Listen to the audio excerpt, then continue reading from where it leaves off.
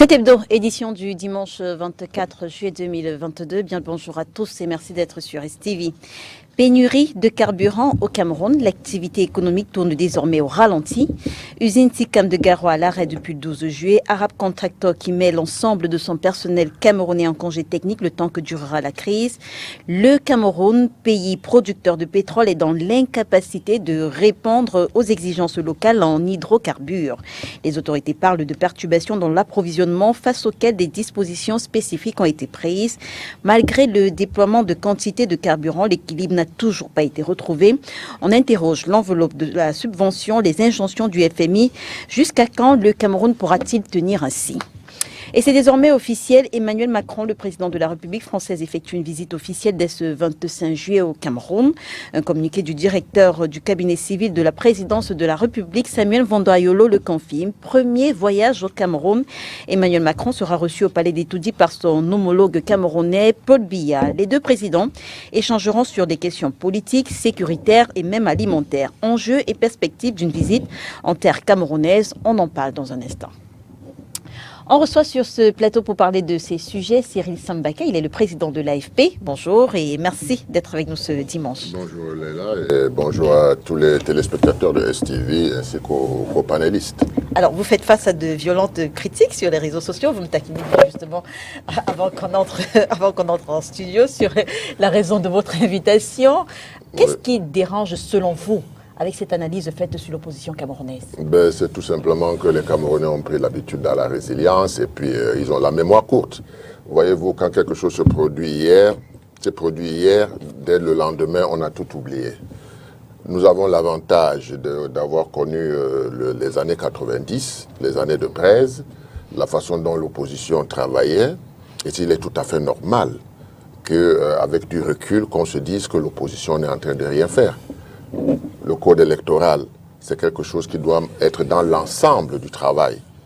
C'est un élément du travail qu'on devrait faire à l'opposition. Mais en 2004, nous avons fait un programme minimum commun. Nous avons fait le tour du Cameroun.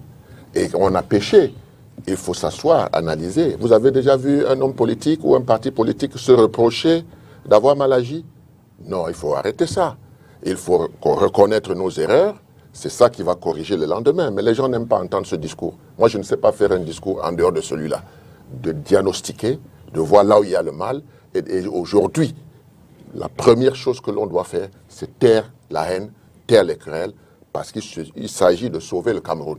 Il ne s'agit pas de sauver un parti politique. Il s'agit de sauver le Cameroun. Et nous devons le faire tous ensemble. Il faut que ce soit clair. Si on ne le fait pas, on rebelote.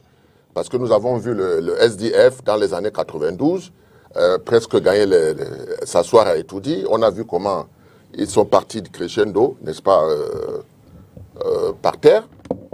Aujourd'hui, on ne va pas recommencer la même chose. Il faut savoir ce qui s'est passé hier. Il faut corriger les manquements. Mais si les gens ne veulent même pas discuter, dès que vous leur dites, voici ce que vous pensez, ils tirent sur vous. Mais ils n'ont qu'à tirer sur moi. Mais moi, des sympathisants du mouvement pour la renaissance du Cameroun? Parce qu'il faut dire que... Certains, mais ce n'est pas leurs dirigeants.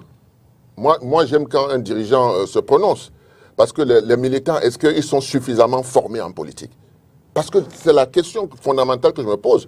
Le mouvement de la Renaissance, c'est un mouvement qui a apporté du nouveau au Cameroun, n'est-ce pas? Il y a beaucoup de hauts cadres qui se sont injectés là-dedans avec beaucoup d'espoir.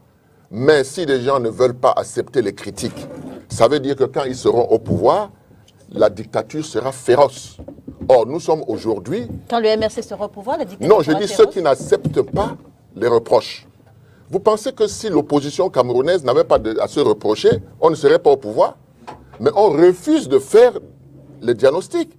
Moi, je demande donc qu'on fasse le diagnostic et qu'on se mette ensemble parce que personne aujourd'hui ne peut bâtir le Cameroun seul. Personne.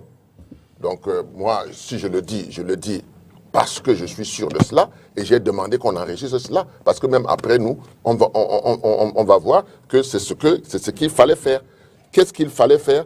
Et il fallait se mettre ensemble, sauver le Cameroun avant d'aller dans les compétitions. Et ça passe par une bonne transition, n'est-ce pas? Une bonne transition qui va mettre en place toutes les intelligences, qu'elles soient intérieures ou extérieures, domaine par secteur.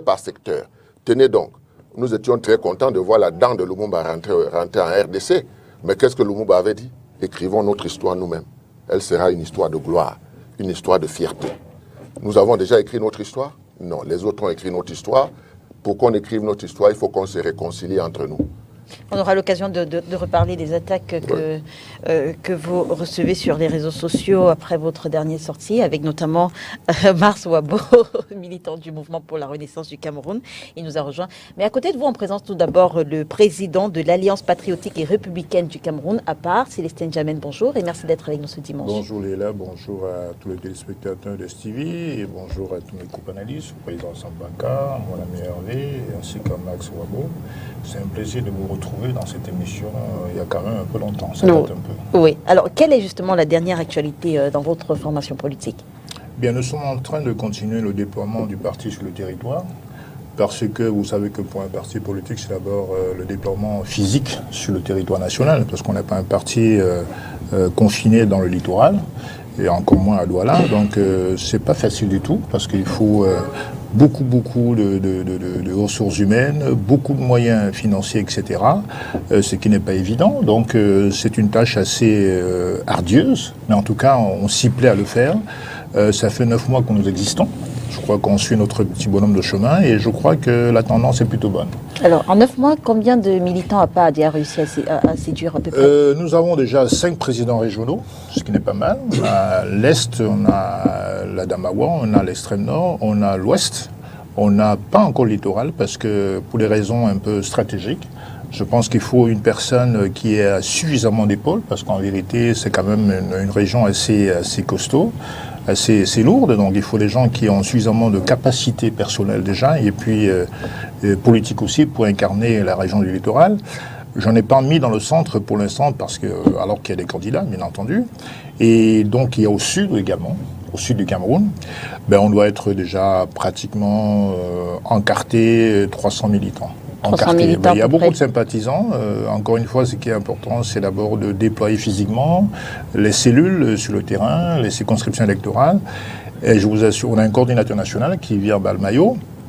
Et donc, il se bat comme un beau diable. Et je pense que les choses vont plutôt dans la bonne tendance. D'accord. En 9 mois, 300 militants à peu près. Vous êtes satisfait? Ben, la question n'est pas là. C'est que, en fait, l'encartement, c'est une question administrative.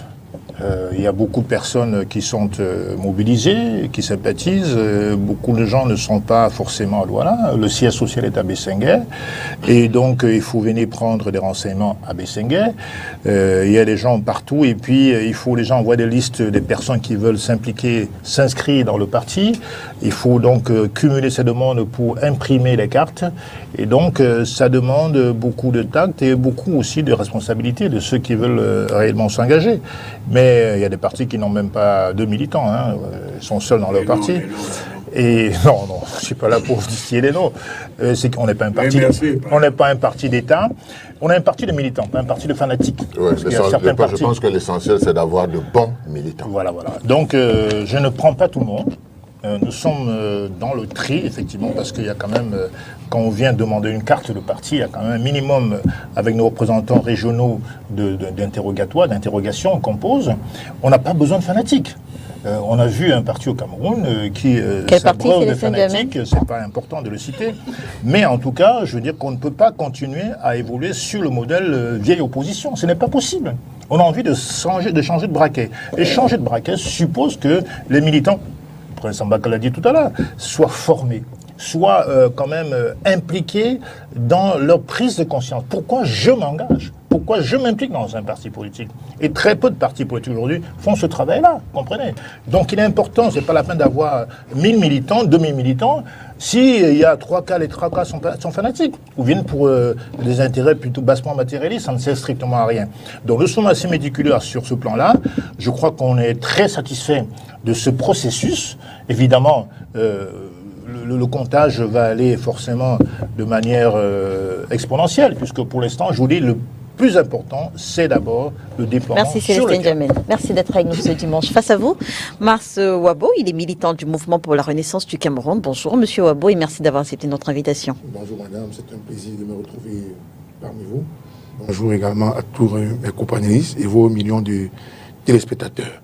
Je ne sais pas si vous pouvez me permettre de dire quelque chose, oui. ou bien de placer un mot. J'ai eu le sentiment, quand je suis entré là, à peine je m'asseyais, j'ai vu... Que votre parti recevait des attaques. Oui, j'ai vu la fureur du président Sambaka, que je connais d'ailleurs très pondéré et très courtois, et j'ai envie de me poser la question, qu'est-ce qui a bien pu le fâcher? Parce que je ne connais pas de tempérament violent.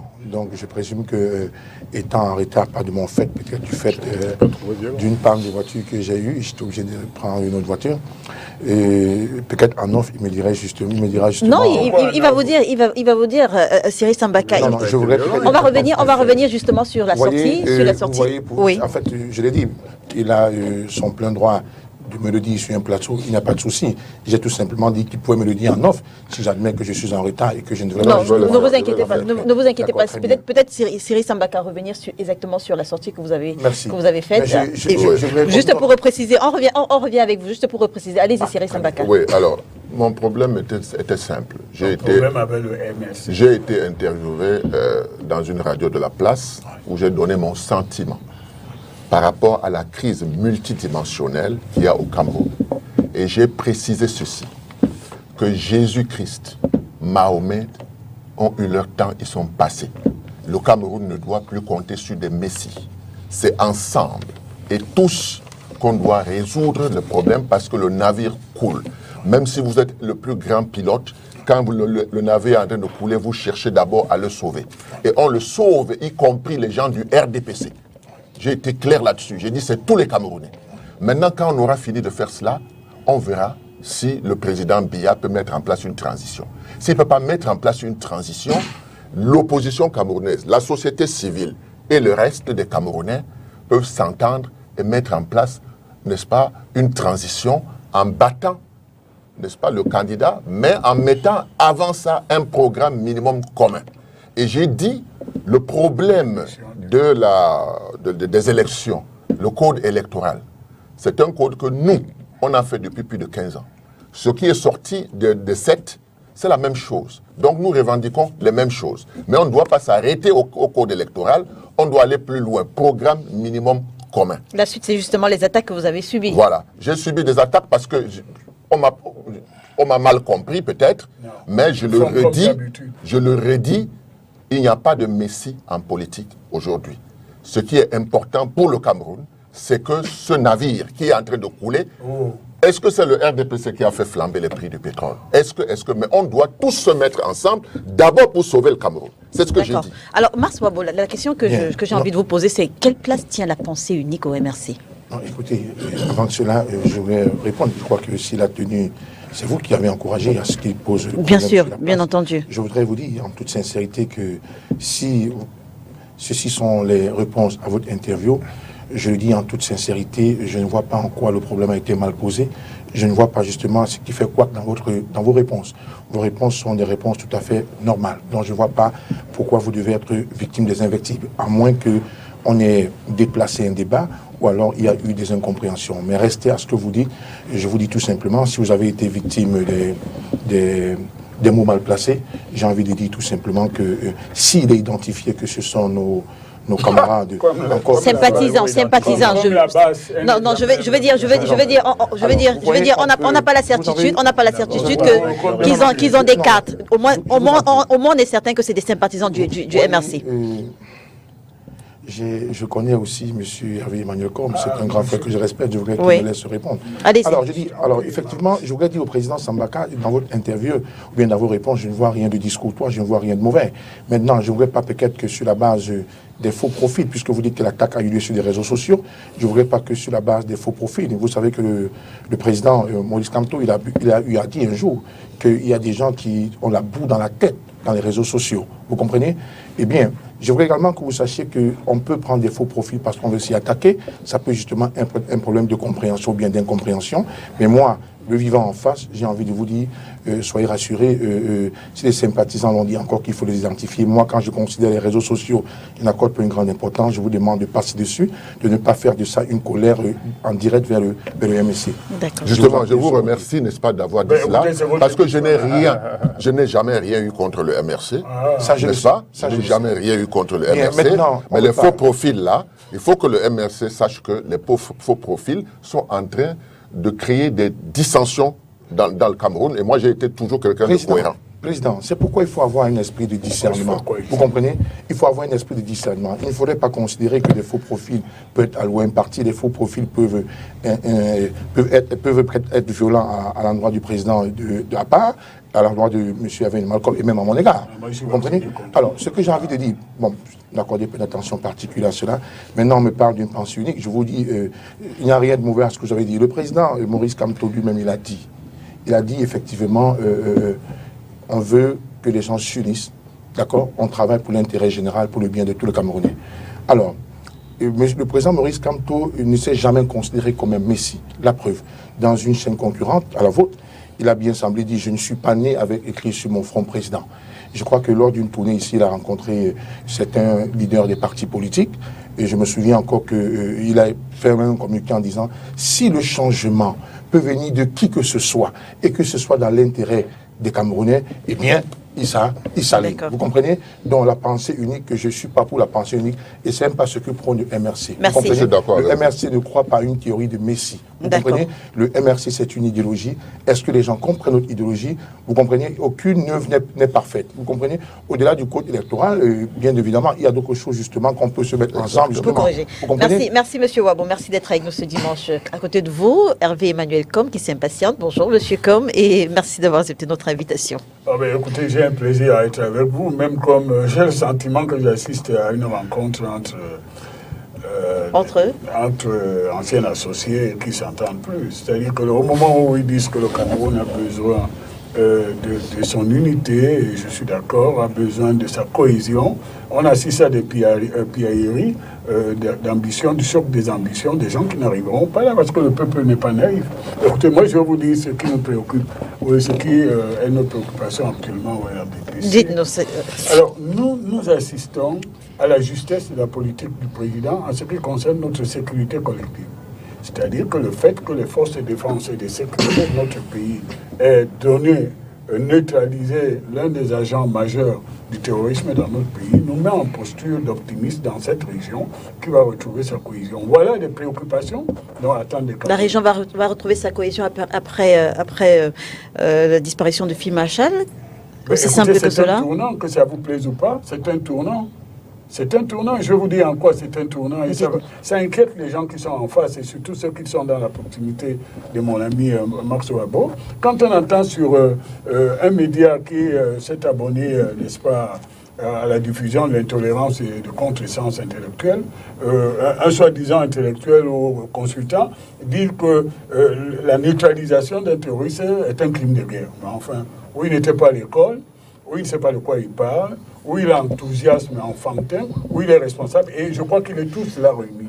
Alors nous, on pense que le fait que les têtes symboliques de ce terrorisme tombent, et d'autres vont suivre, parce que nous avons les capacités maintenant de savoir quelles sont les implications, c'est une bonne nouvelle pour la paix. Nous avons besoin de paix pour construire ce beau pays et éteindre les préoccupations. Alors, moi, je ne veux pas mêler des débats entre Sambaka et la galaxie de ses fréquentations. Vous savez qu'il est le centre, souvent on converge beaucoup de mouvements, et ces fréquentations sont comme la météo.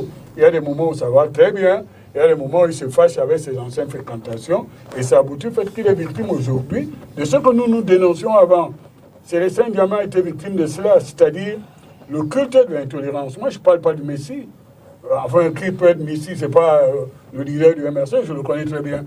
Mais je parle du culte de l'intolérance. C'est-à-dire que Max Wabo, qui est un garçon bien élevé, bien éduqué, qui est fréquentable, il va dire non, moi la base, je ne connais pas. Or, c'est la base qui fait le sale boulot pour eux, et qui, avec des méthodes qui sont inacceptables dans une société moderne. Ils vont vous dire on ne les connaît pas. Parce qu'ils vont vous dire, démontrer qu'ils sont des nôtres. Ils sont les leurs. La preuve, ils ont les mêmes porte-parole. Et là, maintenant, ceux qui ont les mêmes porte-parole. Ah, bien sûr, quand vous voyez l'autre qui donne des leçons, je ne sais pas de quel coin d'Europe, comment vous l'appelez là? Comment la panthère? Hein? La panthère Calibri? Ah non, vous parlez de Wilfried Ekanga? Déjà, oui, voilà. Mais Wilfried Ekanga, lui, il est militant du MRC, pas de la... Ah bon, ben, c'est militant du MRC. Je peux continuer. Les donneurs de leçons inutiles, inappropriées. Et donc, nous sommes là devant une situation... Sympathisant ou militant Valsero? Non. Eh bien, écoutez, moi, je suis vacciné. On se connaît, ils me connaissent. Je ne fais pas partie des gens qui ont peur d'eux.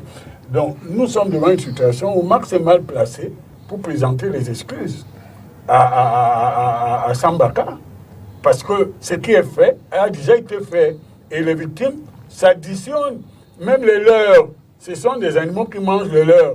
Et quand vous voyez ce qui arrive en Doki aujourd'hui, c'est ce qu'ils ont fait avec Célestin Diamant qui lui était vacciné, puis c'est un millier.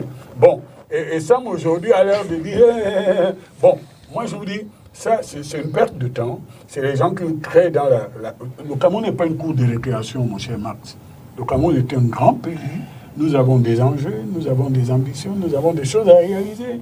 Et vous nous amenez dans des débats qui ne valent pas la peine. Plusieurs tenants de l'opposition, il y a un ici qui a été élu avec cette loi électorale et il était un des procureurs les plus talentueux contre le RDPC. Je parle de Célestin Diamant. D'ailleurs, Sambaka aussi. Il était, vous avez dit, il ne l'est plus. Ah non, il a été élu. Je veux dire, vous avez dit, il était l'un des procureurs les plus talentueux du RDPC. Il ne l'est plus. Et il n'a pas le tort d'évoluer. Ah, il a évolué, c'est ce que vous pensez. Célestin a évolué. Si lui se cache derrière le fait que Célestin a évolué, Célestin est devenu un homme de milieu. Vous tirez sur tout le monde. Non, Célestin, on se connaît. Non, allez-y, vous dites que Célestin... Je peux me permettre parce qu'on se connaît vraiment. Oui, vous dites que sa pensée a évolué, c'est ce que vous dites. Non, la pensée et la pratique politique de Célestin Diamant a évolué. C'est-à-dire qu'il est plus réaliste et il a quitté le monde de la rêverie. Même s'il prend un chemin qui peut paraître solitaire, mais c'est le chemin du bon sens et de la raison. Hein, vous voyez? Je veux vous dire une chose. Nicolas Sarkozy, qui a été à l'université en même temps que moi, et nous nous connaissons très bien, nous avions une réflexion à l'époque, j'avais une année d'avance sur lui. Oui, vous allez terminer. Non, je termine sur quelque chose que j'ai pas l'habitude de présenter. Allez-y. Mes réseaux, mes relations. Et nous réfléchissons sur l'avenir du RPA, qui avait été créé par Jacques Chirac. Et nous étions parmi les jeunes étudiants, et Célestin était déjà à Paris, à ce moment, il le sait, que soutenions Jacques Chirac. Nicolas Sarkozy, c'est rare que je vais sur sa pensée, m'a dit, tu sais, Hervé, on n'aura plus besoin de gros partis populaires dans quelques instants. Vous savez pourquoi? Non. Parce que les médias, la diffusion de l'information, la mobilisation de l'opinion ne va plus passer par les grands meetings de partis politiques. Ça va passer par l'évangélisation médiatique des gens. C'est pour ça que moi, je suis dans un parti populaire. Je suis heureux dedans. Mais je veux dire, Célestin Diamant peut avoir même 10 militants seulement. Mais il a une capacité médiatique telle que sa voix compte. Alors que Sambaka, qui était dans un parti, disons, communautaire et ethnique, départemental, on a vu comment on a débarqué là-bas. On n'a pas de militants, on n'a pas de militants de l'UDC sur le plateau. Donc, si on doit parler que ceux qui sont autour de la table, arrêtons l'émission. Parce que là, on va parler de beaucoup de gens qui ne sont pas ici. On n'a pas le droit d'attaquer ceux qui ne sont pas là. Je ne suis pas revenu. On n'a pas le droit vous aurez l'occasion. Je termine. Lorsque Sambaka parle, on l'écoute. Mais on ne l'écoute pas parce qu'il a des militants qui ne peuvent même pas remplir un call-box, l'AFP. C'est un parti call-box, vous comprenez? Donc aujourd'hui, le débat n'est pas sur le nombre. Vous êtes en forme ce matin, Hervé Emmanuel Combes, vous êtes en forme. Je peux vous dire que je viens avec la parole du Christ.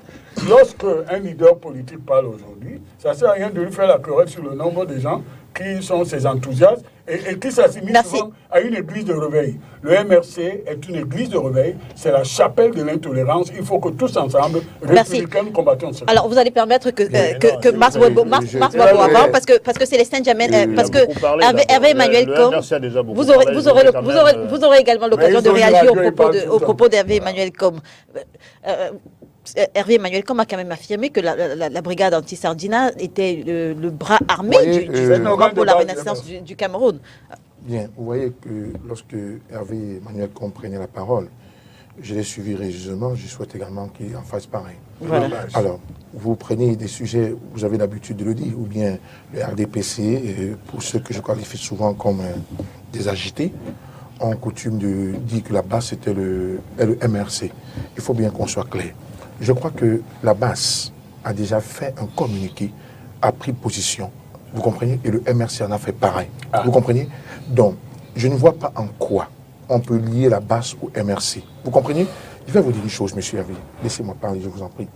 Vous pouvez mener un combat. Vous pouvez mener un combat. Et pendant que vous menez un combat, vous pouvez trouver des gens qui ne sont même pas de votre parti. C'est bien possible. Mais qui, à un moment donné, ont une pensée qui peuvent se rapprocher de votre pensée. Écoutez-moi, je ne parle pas de la base, j'ai évacué le problème de la base. Vous comprenez? Alors, M. Sambaka peut être en train de défendre une idée, bien que je ne sois pas d'un parti, d'accord? J'ai dit, mais son idée, justement, me captive. Et je peux, d'une manière ou d'une autre, justement, m'intéresser à son idée. Vous comprenez? Mais dans le cas de la base, il faut faire le distinguo total. Je crois que la base a déjà pris position, le MSC a pris position, et je peux comprendre le jeu de Hervé. Il a coutume, lorsqu'on se rencontre dans les plateaux, de prendre position. Je ne sais pas s'il veut prendre position de quelque chose dont je ne vois pas son importance. Et je ne vois pas en quoi c'est justement un bras sécurier du MRC. Moi, j'appelle tout simplement ça de la distraction. Et puis bon, je vous renvoie dans le temps. La neutralisation d'un terroriste. Non, s'il te plaît. Vous avez donné votre parole. Non, c'est un jeu que je n'accepte pas. Est-ce que la neutralisation d'un terroriste est un crime de guerre? Je vous réponds. Oui. Je vous réponds. Voilà. Non, je vous réponds. Voilà. Il n'y a rien qui puisse être impressionnant. Écoutez, qu'on ait neutralisé un terroriste, vous comprenez? Terroriste. Oui, ben, vous voulez faire allusion à qui? C'est Fril Machin? Oui. Qu'on l'ait neutralisé, je dis tout simplement, c'est pas une mauvaise chose. On l'a tué, on l'a pas neutralisé. Bon, non, j'utilise ces expressions. D'accord? Non, qu'il soit tué ou neutralisé, je dis tout simplement qu'il soit tué, ça ne dépasse pas justement le nombre de morts qu'on a perdus dans le Nozo du fait de cette guerre. Mais nous disons tout simplement je vous en prie, qu'il soit mort, on peut bien le regretter, c'est une vie. Il est mort. Permettez que M. Maswabo. Est-ce que c'est un crime de guerre? Permettez, si vous voulez qu'il réponde à Hervé Emmanuel comme allez-y, Maswabo. Qu'il soit mort, oui. D'accord? C'est une très mauvaise chose parce que c'est une vie humaine. Vous comprenez? Mais de l'autre côté, écoutez, qu'il soit mort, c'est une mauvaise chose, c'est une vie humaine. Alors, il meurt dans quelles conditions? Dans le cadre d'une guerre. Non, il n'y a pas de guerre. Il y a une lutte contre le terrorisme. La guerre, c'est entre deux. Allez-y, Maswabo. Il n'y a pas de guerre. Allez-y. Toujours. Allez-y, Maswabo. Ma fierté personnelle ne me permet pas de me fier à ces genres de choses. Je dis tout simplement qu'il soit mort, c'est d'abord une vie humaine. Vous comprenez? Maintenant, d'un autre côté, je ne vais pas tenir un langage, peut-être que vous croyez que je dédouane quoi que ce soit. Il n'en demeure pas moins que dans le cadre de la guerre du Nozo. Il n'y a pas de guerre au Nozo. Permettez qu'il poursuive. Si vous voulez la crise du Nozo, il y a justement eu des milliers et des milliers de morts. Vous comprenez? J'aurais pu faire une analyse de premier degré en disant il a tué combien de personnes. Mais je ne veux pas me livrer à ce genre de choses. La question fondamentale pour moi, c'est que qu'est-ce qui a empêché qu'on s'asseye autour d'une table pour résoudre ce problème? Il n'en demeure pas moins que c'est une guerre entre les Camerounais. Vous comprenez? La preuve, il y a eu le grand dialogue que les amis d'Hervé Emmanuel ont profité pour distraire les milliards du contribuable camerounais. Bravo. Je vous en prie. Non, c'est pas une injure. C'est un fait. Alors, c'est un fait. Vous terminez pour que Célestin Diamène puisse également. Moi, j'étais là-bas, j'ai dit que c'était une distraction. Voilà. Alors, au grand dialogue, on a sorti des milliards. Et on nous a donné l'impression qu'au sorti du grand dialogue, dès le lendemain, la vie devait reprendre son cours normal, il va y avoir des écoles. On en est où aujourd'hui? Non, il ne faudrait pas que le RDPC se cache devant des actes aussi négatifs dans la gestion d'une crise pour prétendre aujourd'hui que le fait... un crime de guerre? Terminez, Maswabo. Pourquoi ça cale dans sa langue? Terminez, Maswabo. Parce qu'elle va définir ce que c'est qu'un crime de guerre. Mais écoutez, chacun de vos porte-parole a dit que la neutralisation d'un terroriste, est-ce que je peux parler finalement? Vous aurez terminé, Maswabo. Terminez, Maswabo, pour que c'est... Non, vous terminez, Maswabo. Vous reconnaissez qu'il est interrompu. Messieurs, reconnaissez qu'il est interrompu à chaque fois par Hervé Emmanuel. Et par lui-même. Messieurs, revenons. Maswabo, vous terminez pour que Célestin Diamène puisse prendre la parole. Est-ce qu'on est au concours de Saint-Cyr et Emmanuel? Laisse-nous. Messieurs, allez-y, terminez, M. Maswabo. Bien, je voudrais tout simplement dire que ce qui reste important et qui demeure important à nos yeux, d'accord, c'est que justement on mette fin à cette crise, d'accord, et que les différents partis d'opposition ont fait des propositions justement dans le centre de la résolution de cette crise. C'est ce qui demeure important. Merci, M. Maswabo. Qu'on a neutralisé ou on a tué, il n'en demeure pas moins que les gens sont morts. Alors, Célestin Diamène a également été attaqué par Hervé Emmanuel dans sa prise de parole, notamment sur sa pensée. Non, je vais dire un mot sur ce que a dit Hervé, mais avant d'y arriver, je vais quand même relever tout à l'heure ce qu'a dit M. Maswabo, le représentant du MRC, qui est un parti sans élus, comme tout le monde le sait. D'abord, premièrement, quand on parle de dialogue, permettez-moi, il faut arrêter, vous m'interrompez là. Vous avez reproché à Hervé de vous interrompre. Vous avez fait pareil. D'accord. Vous avez fait pareil. Maintenant, je suis en train de dire simplement qu'il faut arrêter l'enfumage avec ce dialogue.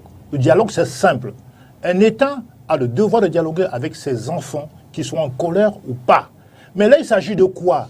Il s'agit des terroristes. On dialogue avec, permettez-moi, on dialogue avec des fédéralistes, dont des gens qui posent une question républicaine et démocratique.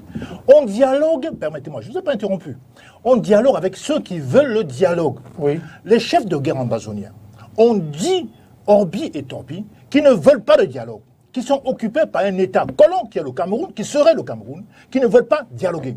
Vous n'allez pas être plus royaliste que le roi quand même. Mais je suis sûr. Permettez-moi. Écoutez, moi je dis, non, je ne vais pas vous laisser. Permettez-moi. Vous êtes présentateur. Je vais Vous êtes présentateur ici. Vous n'êtes pas présentateur. Permettez-moi de continuer. Je ne vous laisserai pas m'interrompre. Je ne vous laisserai pas m'interrompre. Je continue. Je continue en disant ceci. Je continue en disant ceci.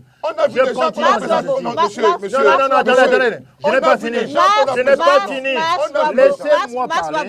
J'ai la parole. Je vous en prie, Célestin Diamé, permettez que je recadre. Mars Wabo, vous plaignez tout à l'heure, d'être interrompu par Hervé Emmanuel Combes. Si vous avez quelque chose à ajouter ou bien à dire après Célestin Diamé, vous le dites simplement et je vais vous donner la parole. Allez-y, Célestin Diamé. J'ai à peine commencé à parler. Donc je suis en train de dire qu'il faut arrêter ça avec le grand dialogue. Bien sûr que l'État dialogue et doit dialoguer, c'est un principe non négociable. La question qui se pose avec les ambazoniens, ils s'estiment ne pas être camerounais. Et pour le faire, ils prennent des armes. Ce n'est pas verbalement qu'ils le disent. Ils prennent des armes, Lila, pour imposer un soi-disant État imaginaire. À ce moment-là, les militaires devraient rester les bras croisés. Quelle est la mission de l'armée dans un pays? C'est d'abord de préserver l'intégrité territoriale, de préserver notre unité à tous. Dans l'armée, vous avez des Bétis, des Bamileke, des anglophones, des nordistes, etc. Mais ils sont là pour l'armée républicaine, pour protéger une nation. Imaginez-vous un instant ceux qui demandent la démilitarisation du Nozo. Imaginez-vous un instant. Il n'y aurait pas un seul Field Marshal, il n'y aurait pas un seul Nopiti. Il y aurait des milliers de Nopiti. Et les populations victimes seraient des populations anglophones. Ils prétendent tuer ceux qu'ils veulent libérer, apparemment. Ce n'est pas sérieux. Donc on dialogue avec ceux qui veulent le dialogue. Ils n'en veulent pas, et ils l'ont dit. Ils ne veulent pas dialoguer. On a dialogué avec ceux qui veulent une nouvelle forme de l'État. Le fédéralisme, je suis fédéraliste. J'ai passé quand même 22 ans au SIF. Je ne peux qu'être fédéraliste. Donc je suis pour je suis pour un fédéralisme qui est uni, pas pour un fédéralisme communautaire, comme j'ai lu quelque part. Je suis pour un fédéralisme unitaire, et d'ailleurs je vais commettre bientôt la sortie d'un livre sur le fédéralisme unitaire. Donc c'est un débat qui est tout à fait républicain et normal. Mais ceux qui veulent prendre des armes, tuer leurs frères parce qu'ils voudraient un État, alors là, nous serons prêts à prendre des armes pour aller au charbon et combattre ces gens-là. Maintenant, sur la base, il y a combien de bases aujourd'hui? Il y a au moins 3 bases. 3 bases. Et puis vous dites qu'il y a les communiqués, mais nous sommes en politique. C'est un milieu, un monde de pragmatisme et de réalisme. Les déclarations n'engagent que ceux qui veulent y croire. De toute façon, ils font la déclaration de façade, mais on voit bien ce qu'ils font sur le terrain. C'est une évidence.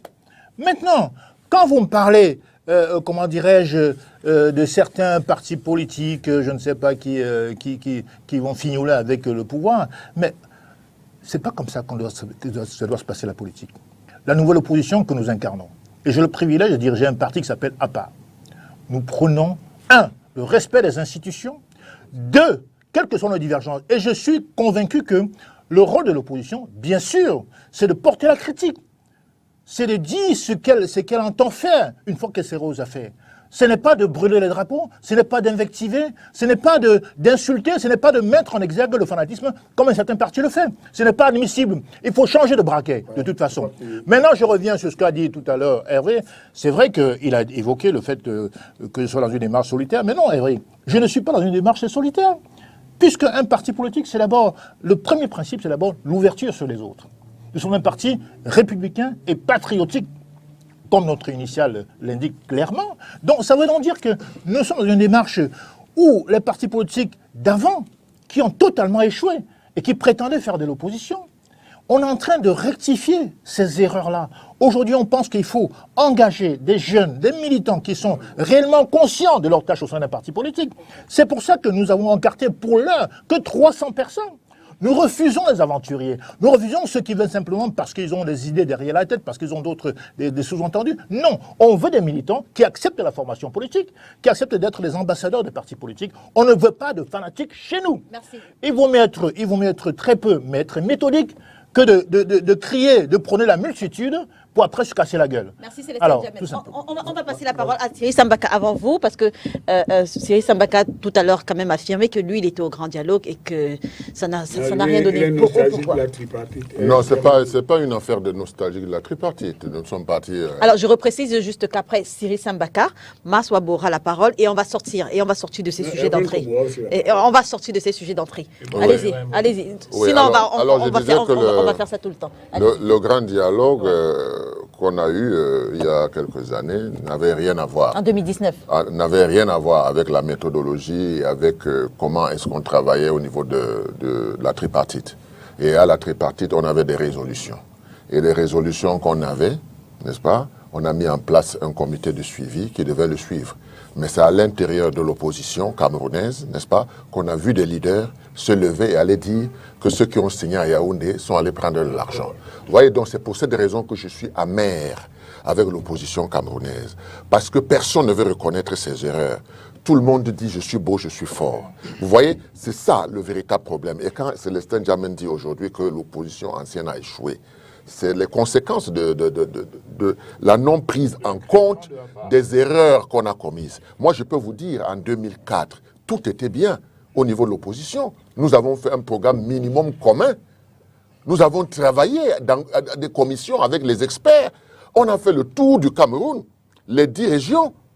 Et on est revenu. Qu'est-ce qui s'est passé à la fin? Ce qui s'est passé à la fin, c'est qu'au moment de choisir celui qui devait représenter, n'est-ce pas, l'opposition, on a appris que le leader du SDF avait déjà déposé son dossier. Et vous avez, au lieu de discuter donc sur ce qu'on s'était arrêté, on a commencé à avoir des concepts que le bateau, la pirogue ne peut pas tirer le bateau. Vous voyez, les choses qu'on devait dire avant. Mais si l'opposition camerounaise ne reconnaît pas ses erreurs, vous pensez qu'on va avancer? Ceux qui vont venir, comme les Djamel et tout ça là, ils vont retomber dans le même travers. Est-ce que c'est du fait de l'opposition camerounaise que le grand dialogue national n'a rien donné? Comment il n'a rien donné? Léla, attention. Je vous dis que le grand dialogue a été conçu pour écarter tout ce qui pouvait faire avancer de manière consensuelle le Cameroun. Parce qu'à la réunion tripartite, on est arrivé là-bas. Il y avait deux points à l'ordre du jour. On a réussi à mettre la refonte constitutionnelle. On est arrivé au grand dialogue. On nous a interdit de parler du fédéralisme. Mais ce sont les choses concrètes. Moi, je le dis concrètement pour que les Camerounais comprennent. Moi, je suis un homme qui a sa façon de voir les choses. Je dis que je ne conçois pas le Cameroun avec un de ses fils en dehors. Pourquoi? Parce que nous héritons d'un pays néocolonial. On va en parler puisque c'est dans le sujet. Hein? Mais vous voulez que nous continuions de là, que quelqu'un se lève, il remplace Paul Biya? Est-ce que le problème du Cameroun, c'est de remplacer Paul Biya? Le problème du Cameroun, c'est de bâtir un nouveau Cameroun. Compte tenu de toutes nos expertises que nous avons et tout ce que nous pouvons faire. Comment est-ce que nous pouvons préparer le pays pour nos enfants, pour nos petits-enfants? C'est de ça qu'il s'agit. Nous avons raté le tournant de 90. Voilà celui de 2025 qui arrive. Il aurait été souhaitable, comme je l'ai dit, que ce soit le président Paul Biya qui organise cette transition. D'accord. Et qui mette les Camerounais au travail. Avant Eva Emmanuel, comme Eva Emmanuel va terminer sur ce que le grand dialogue a donné. Oui, on était en 2019, voilà. Alors, je voudrais dire, à l'endroit de M. Célestin Djamel, le grand dialogue dont vous avez... personnel, s'il vous plaît. Non, il n'est pas personnel. C'est un garçon bien poli. Enfin, s'il respecte la mémoire de son père. S'il y a une attaque personnelle, s'il y a une attaque personnelle, je serai tenu de répliquer. Monsieur, je crois quand même que je suis celle qui vous a invité ici et j'ai le droit d'exiger que les prises de parole se fassent dans le strict respect. Allez-y, monsieur Maswabo. Vous voyez, je suis parfois embêté. Vous comprenez? Dans mon éducation, je ne fais pas des invectives, monsieur Célestin Djamel, soyez rassurés. J'ai eu une bonne éducation de mon père qui était très bien connu au Cameroun, donc ces choses je ne fais pas parce que vous-même, vous connaissez mon père. Vous-même, vous connaissez mon père. Bien. Donc je n'entre pas dans ce genre de choses. Alors je voudrais dire à M. Célestin Djamel, vous avez fait allusion au grand dialogue. Mais écoutez, j'ai envie de vous dire que si vous dites qu'on devrait discuter avec qui, c'est un langage qui était récurrent. Nous avons vu à ce grand dialogue, on a vu des gens, on nous a dit que c'est des Amazoniens. On nous a dit qu'ils ont déposé les armes. On les a habillés, le RDPC les a habillés, et on nous a présenté que c'est des Amazoniens. Alors, qu'est-ce que ça a donné? Ils étaient donc présents. Qu'est-ce qu'ils ont déposé? Ben, écoutez, vous savez, on connaît bien la méthode. Je vous en prie. On connaît bien la méthode du RDPC, habiller des gens. Quand vous habillez les motos, non, moi je peux, excusez-moi de vous couper une seconde. Ces messieurs n'ont pas été habillés par le RDPC. Ils ont pleuré devant nous. Qu'est-ce que nous allons dire en rentrant? On nous interdit même de parler du fédéralisme. Qu'est-ce que nous allons dire aux nôtres? Ils ont pleuré devant nous. Président, merci pour cette observation. Mais c'est une façon de dire en réalité que le grand dialogue n'a rien apporté. Vous comprenez? Parce que, non, écoutez, je dis et je maintiens. Quand les gens sont allés au grand dialogue, ça a permis de croquer nos milliards. Et je dis tout simplement, je prends un exemple simple. Ils nous ont présenté la situation en disant, mais on a vu des interviews. Hein? Des gens pouvaient montrer les beaux costumes et les belles robes. Ils nous ont dit à Mondovision que la crise sera dès le lendemain, on va reprendre les comptes, il y aura ceci. Mais seulement que la crise est allée de mal en pire, si je peux ainsi dire. Et je dis donc tout simplement, reconnaissons que le grand dialogue a été un échec, parce que peut-être justement, les interlocuteurs n'étaient pas justement des personnes appropriées. Je vais vous dire une chose. Je ne vous apprends rien, monsieur Hervé Emmanuel, comme vous semblez bouillonner. Une guerre finit par s'arranger où elle aurait dû commencer. Il faut bien qu'on soit clair. On ne peut jamais, dans un problème, refuser des médiations. On va tout dire aux gens, communiquer, dialoguer. N'attendez pas ce qu'on vous demande de prendre les armes contre votre peuple. De toute façon. En une minute également, c'est Hervé Emmanuel Com, 2019, l'organisation du Grand Dialogue National. 3 ans plus tard, quel a été son impact? Quel est son impact sur la crise? Quel est l'impact des résolutions issues de ce dialogue sur la crise dans le Nord-Ouest et le Sud-Ouest? D'abord, je voulais rapidement, en une minute et on entre dans les sujets. Dire que moi, je sors du culte. Et Jésus-Christ est présent. Et donc, je ne suis pas d'accord avec Sambaka. Quand Sambaka dit que Jésus-Christ a fait son temps, je le laisse dans ses convictions, mais moi, je sais que Jésus est présent. Alléluia. Bon, oui, alléluia, je sors du temple, je suis en train de il est vivant. Et il est vivant. Donc, deuxième chose... Mahomet aussi est vivant. Oui, mais absolument, moi je respecte le Dieu. Messieurs, on a certainement tous nos croyances. On a certainement tous nos croyances, mais gardons-les pour nous. Allez-y. Ne faites pas de terrorisme. Allez-y. À cette journée de dimanche, je proclame ma foi en Jésus-Christ, notre Sauveur. Tu as intérêt, hein? Oui. Il faut pardonner tes péchés. Oui, absolument. Hervé Emmanuel Com, revenons au sujet, je vous en prie. Je voudrais interpeller la conscience des uns des autres. En fait, l'objectif du grand dialogue national, c'était que les Camerounais se parlent. Je conjugue au bon temps. Hein. Les Camerounais ne se parlaient plus. On disait tel a dit que tel groupe dit ça, tel groupe dit ça. Mais les Camerounais ne s'étaient jamais, dans leur immense majorité, réunis pour se parler. Si le succès d'une telle initiative est conditionné par le fait simplement qu'on fasse ce que M. Sambaka et ses amis veulent, ce n'est plus le dialogue. Le dialogue, c'est qu'on se rencontre et qu'on pose sur la table le problème. Nous sommes allés dans ce dialogue en réaffirmant le caractère un et indivisible du Cameroun et que tout le reste pouvait être débattu, c'est-à-dire, par exemple, l'amélioration de la gouvernance. Et il y a eu beaucoup de choses qui ont été faites. Je ne vais pas entrer dans le grainage du chapelet de tout ce qui est fait jusqu'à présent, des initiatives telles que la reconstruction du Nozo qui a été détruit par les amis pas très éloignés de Max Wabo. Et il y a eu des initiatives. Maintenant, c'est pas nous qui avons poussé nos compatriotes, nous les appelons toujours comme ça, certains de nos compatriotes à prendre des armes. Et c'est de ça qu'on a fait une démonstration magistrale tout à l'heure. La question que je posais, les Camerounais se sont parlé, qu'est-ce qui en est sorti? Bon, attendez, Léla, je vous invite hein, parce que vous êtes très écoutés, hein, à organiser une émission pour qu'on revienne, et ce n'est pas du temps perdu, parce que certains font office de mauvaise foi. Il y a eu beaucoup de choses qui ont été dites, beaucoup de choses ont bougé, beaucoup de choses sont là. Est-ce que c'est parfait? Non, il y a des insatisfaits. Monsieur Hervé Emmanuel, comme beaucoup de choses ont bougé. Qu'est-ce qui a bougé? Qu'est-ce qui a bougé? Je peux citer deux. Mars Babo, je suis en Non, je sais que c'est votre assistant. Non, mais la question, vous aurez la parole. La question a été posée. Je lui prête en quelques secondes, Messieurs. je suis au moins certain d'une chose qui a bougé. Oui. c'est l'octroi du statut spécial. Dont je suis d'ailleurs opposé. Pourquoi? Moi aussi. Parce que pour moi, c'est une erreur stratégique fondamentale d'octroyer un statut spécial à 2 régions ou à une région. Pourquoi? Ils disent qu'ils ont des problèmes spéciaux. Mais toutes les régions ont des problèmes spéciaux. Alors, est-ce que le statut spécial, c'était pas une coquille vide? Qu'est-ce qu'on a mis jusqu'à l'heure? Le statut... Je veux dire, on parle du statut spécial, mais qu'est-ce qu'on a mis? Qu'est-ce que le Nord-Ouest et le Sud-Ouest ont eu avec le statut spécial? Avec le statut spécial jusqu'à l'heure actuelle. Le statut spécial. Oui, qu'est-ce que ces 2 régions ont eu? Je crois d'ailleurs qu'elle a en cours, il y a une comité qui a été mise sur place pour le suivi de ce statut spécial. Okay. Mais le fond de ma pensée, ce que je veux dire, c'est que je suis opposé au statut spécial. Vous avez bien voulu lui donner votre parole. Permettez-moi, Hervé, je suis radicalement opposé au statut social parce que demain, si les gens s'estiment spéciaux dans une république, différents dans une république, demain d'autres régions se lèveront pour revendiquer le statut spécial. Le Grand Nord, on a vu le mémorandum du Grand Nord. On a vu la Fédération des Grasses Filles. Qu'est-ce qu'on a mis de spécial dans ce statut? C'est la question. Le statut spécial.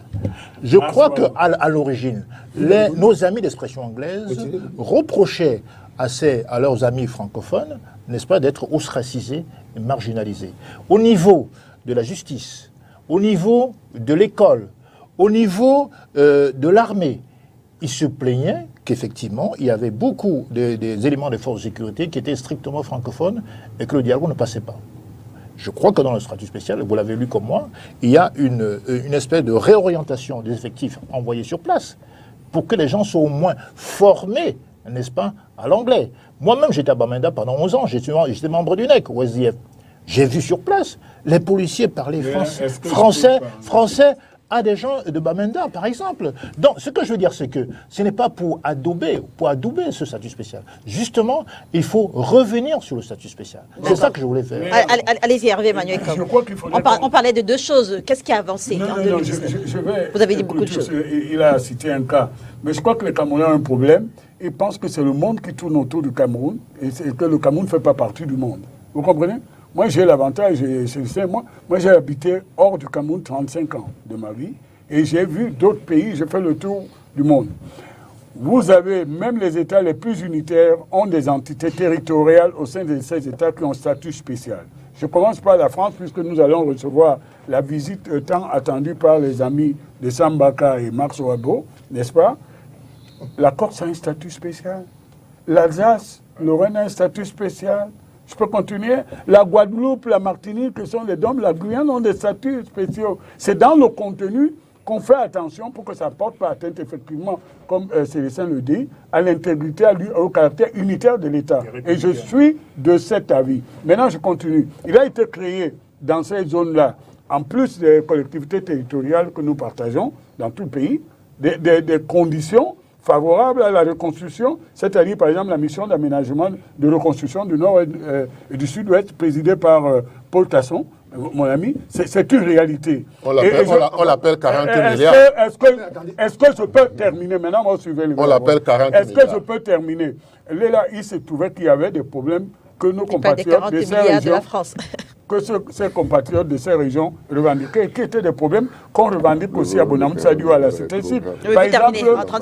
Par exemple, réduire l'éloignement dans la gouvernance entre les centres de prise de décision et les administrés. Oui. C'est une réalité maintenant.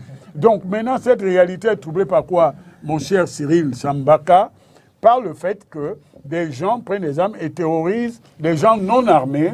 Et c'est la raison pour laquelle j'ai voulu, et puisqu'on va passer à autre chose, oui, que M. Max Ouabo, qui est une nation reconnue intelligent, définisse ce que veut dire un crime de guerre. J'ai défini cela puisque j'ai un crime de guerre. J'ai été à l'Institut aux études de défense nationale, c'est pas pour ça. Intelligent mais noyé dans une mare de fanatiques. Voilà. Ah, merci pour moi. Encore que ces mots n'ont pas été dits par Max Ouabo. J'envoie ça à un docteur, un pseudo-docteur qui parle à Bonakwangwang. On appelle crime de guerre en droit international le fait que dans une confrontation entre deux armées républicaines, une de ces armées excède dans un avantage en portant atteinte à des gens non armés ou à des citoyens qui sont en face de lui. Maltraiter, par exemple, les prisonniers pris dans l'autre armée, à un certain niveau, peut se transformer. Est-ce que c'est le cas des terroristes? Merci Hervé Emmanuel. On sort de ces sujets, M. Massobo. Je veux juste... Nous sommes heureux. Hervé Emmanuel, je m'en voudrais de ne pas... Hervé Emmanuel, je m'en voudrais de ne pas vous taquiner. Vous êtes finalement un abonné régulier de... ce que vous appelez l'officine de Bonaquamon. Alors, pénurie de carburant au Cameroun, parce que vous savez tout ce qui s'est passé.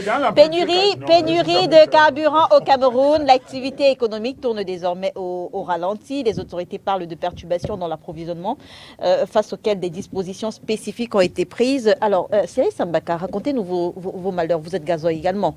C'est difficile de dire que je raconte mes malheurs, parce que tout le monde a ses malheurs, là, les automobilistes. En ce qui concerne le carburant. Oui, en ce qui concerne le carburant, nous avons des engagements contractuels à gauche, à droite, et quand on ne trouve pas de carburant, on est obligé de faire des pieds et des mains parce qu'il faut remplir le contrat. Alors, vous avez trouvé le carburant où finalement? Je dois dire que il faut aller très tôt le matin, dans des stations. N'est-ce pas? Vous faites station par station, parce qu'on vous livre 5 000 francs de gasoil ici, oui. Et vous allez ailleurs, on vous livre 5 000 francs de gasoil. Vous essayez de faire le tour comme ça pour que vous puissiez avoir de quoi faire votre travail. C'est très, très difficile, c'est très, très, très, très dur. Mais je dois dire que ce qui me fait le plus mal, oui. Ce n'est pas qu'il manque de gasoil, mais c'est que le gouvernement ment. Oh là là. Et ça, excusez-moi, je n'ai pas l'habitude d'utiliser ce vocabulaire, mais on ne nous dit pas la vérité. Et quelle vérité est-ce qu'on nous dit? Mais la vérité, c'est que nous n'avons pas les moyens de payer. Mais le ministre l'a dit, le ministre de l'eau et de l'énergie l'a dit dans le communiqué de la semaine dernière. Et pourquoi nous n'avons pas les moyens de payer? Il faut qu'on se justifie. Voilà. Il a dit qu'en fait, c'est l'enveloppe allouée aux subventions qui était beaucoup trop... Et tout le monde s'est rendu compte que les subventions, c'est en fait les taxes qu'ils prélèvent. Vous voyez? Il ne faut pas entrer dans ce jeu-là. Il faut dire tout simplement que nous traversons une crise multidimensionnelle. Nous avons des problèmes à tous les étages, oui. Et il faut pouvoir trouver des solutions. Le problème de carburant est un problème réel qui montre que nous ne commençons qu'à descendre aux enfers. Parce que le carburant va augmenter, après ce qu'ils ont appelé les subventions. Tout va augmenter, et avant que le carburant n'augmente, tout avait déjà augmenté. Maintenant, si le carburant augmente, vous pouvez vous imaginer dans quelle situation nous serons. Mais si les Camerounais ne savent pas la vérité, ça va poser des problèmes de soulèvement. Alors qu'en réalité, quand un pays est face à ce genre de choses, on sort pour dire la vérité aux Camerounais. Et qu'il se prépare à serrer la ceinture, et que le gouvernement lui-même démontre à ses populations comment lui, il est en train de serrer la ceinture. Mais quand tout ça n'est pas fait, et qu'on dit c'est une situation qui va se stabiliser. Non, ça ne va pas se stabiliser. Nous ne pouvons pas raffiner notre pétrole. Nous importons, nous n'avons plus de devises. C'est la banqueroute. Nous sommes avec un banquier sur ce plateau. C'est la banqueroute. Célestin Diamé, qu'est-ce qui justifie selon vous le fait que le Cameroun, pays producteur, se retrouve heurté par ces problèmes? Bon, écoutez, moi je pense qu'il y a des causes qui sont tout à fait immédiates. Hein. La première chose, c'est que nous n'avons pas de politique de planification pour l'approvisionnement continu, n'est-ce pas, du pétrole dans nos stations.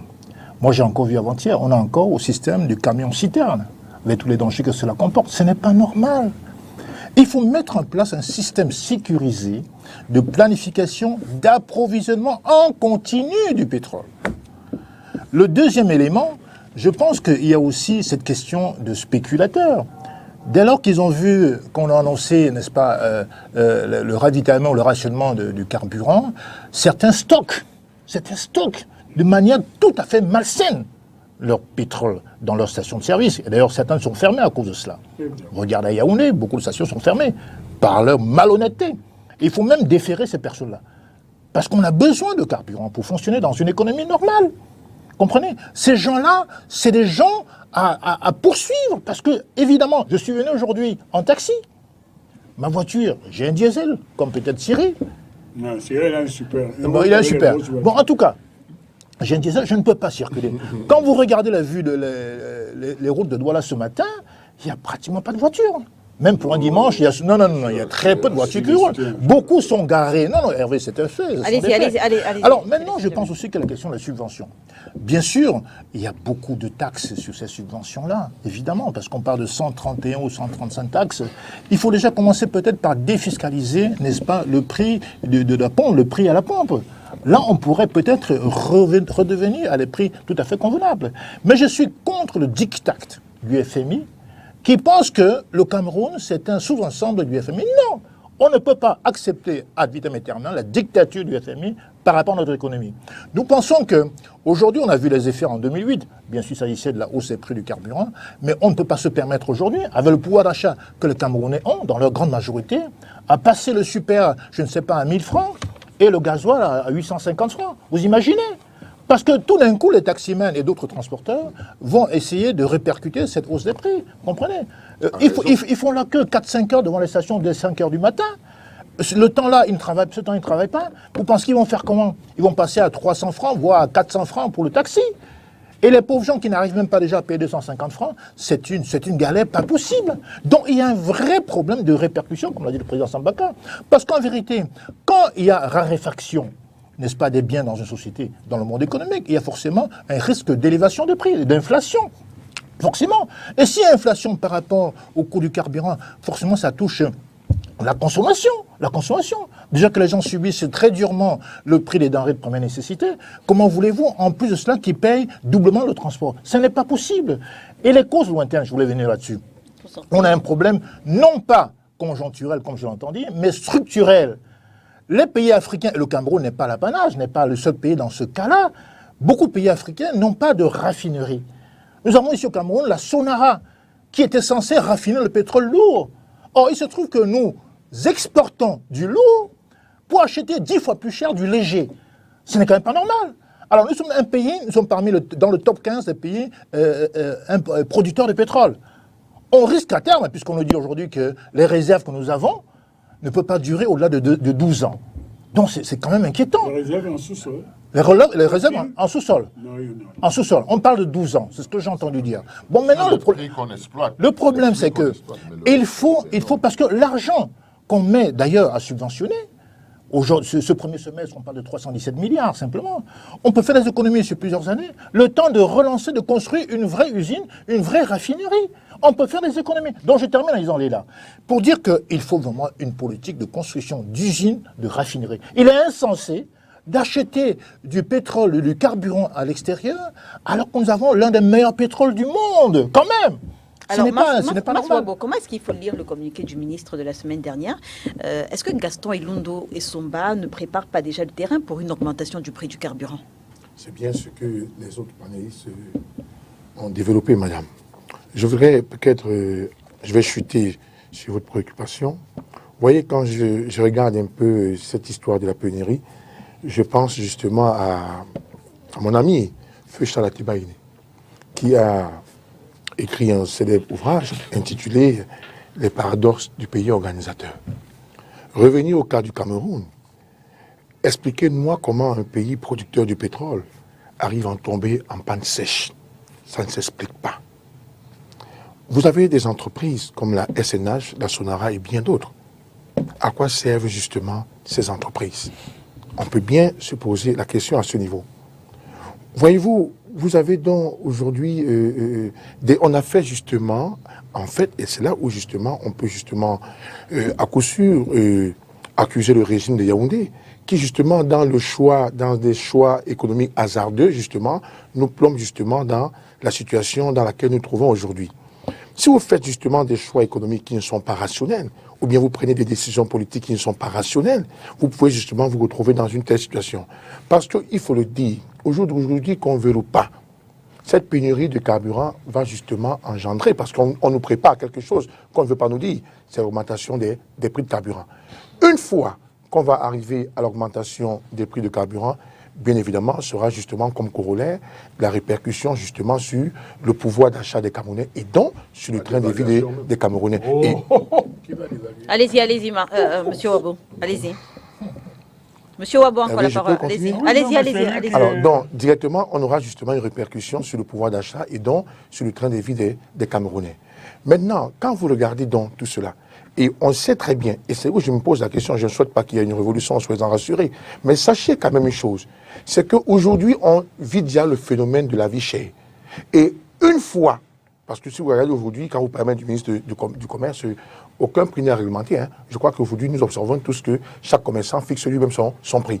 Et donc, si on arrive justement à augmenter les prix des carburants, on sait justement les conséquences. Une fois qu'il y a ces conséquences, je vous dis, monsieur, avez dit à vos amis de Yaoundé de faire très attention parce qu'on ne souhaite pas justement revenir, je vous en prie madame, je n'ai pas terminé, on ne souhaite pas justement revenir au phénomène de 2008. Maintenant, il faut aussi savoir qu'on peut questionner justement l'attitude des responsables et le parcours des gens qu'on met à la tête de ces différentes institutions. Vous savez, gérer, c'est prévoir. Si vous prenez justement quelqu'un qui a fait le service militaire pour mettre justement dans une société comme la SNH, vous attendez à quoi? Il n'aura... Pardon? Il peut avoir fait un service militaire, mais être tout à fait formé pour la tâche qui lui a été confiée. Demain, vous prendrez quelqu'un du call-box justement pour mettre dans le service militaire, vous faire de lui un colonel. On verra également ça. Est-ce que tous les ministres sont à des fonctions départementales qui correspondent à leur formation de base? Non, je ne pense pas. Célestin, et c'est où je peux arriver pour dire tout simplement, et je cite un auteur que j'aime bien, Macaire, quiconque exerce un métier qu'il a point appris est un charlatan. Célestin, si vous prenez un médecin, qui n'a pas fait des études économiques ou bien des finances, vous mettez à la tête du ministère des Finances, vous attendez quoi? Rien du tout. Et c'est justement où on nous trompe. Parce qu'on croit que lorsqu'on est passé par l'ENAM, ou bien vos histoires d'administrateurs civils là, on croit justement qu'on a la capacité de gérer un certain nombre de choses. Non, Célestin. Il faut justement aujourd'hui que lorsqu'on décide de mettre des responsables à la tête des structures, il faut qu'on mette des gens compétents. Parce que si vous mettez des gens compétents, le monsieur, comment vous l'appelez? Vous savez, sans vous interrompre, M. Bérégovoy n'était pas un financier en tant que tel. Il était l'un des plus grands ministres des Finances en France. René Monory, il n'a même pas eu le bac. Donc, quand on arrive dans un environnement, M. Ouabo, Monsieur Célestin, non, ne prenons pas cet exemple, je vous en prie. Non, écoutez, mais il a bien travaillé au ministère des Finances. Non, monsieur Célestin Jamel, je vous donne pas des exemples. Non, mais vous ne pouvez pas prendre un cas sur 1000 pour vouloir généraliser, monsieur Célestin Jamel. Mais non, je ne généralise pas. Je dis que votre raisonnement a des fissures. Non, je suis désolé.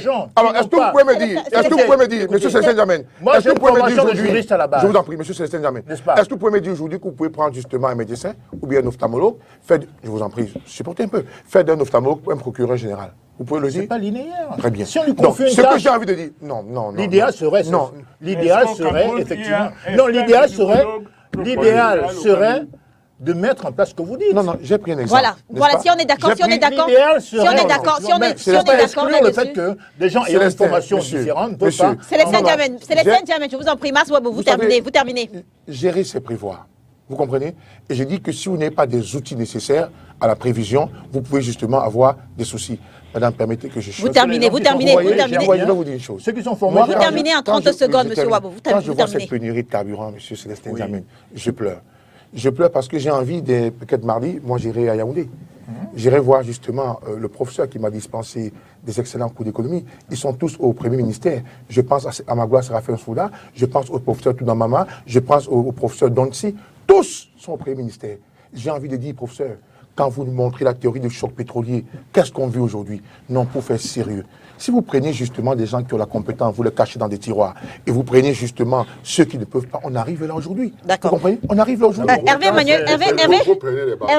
Hervé Emmanuel, comme la question c'est où est passée la réserve de... Messieurs, la question aujourd'hui, Hervé Emmanuel, comme c'est où est passée la réserve de stabilisation constituée par la taxe payée par les opérateurs du secteur pétrolier à la CSPH, qui devrait intervenir aujourd'hui pour stabiliser justement les prix à la pompe conformément aux missions de la CSPH. Alors, tenez-vous bien, attachez vos ceintures.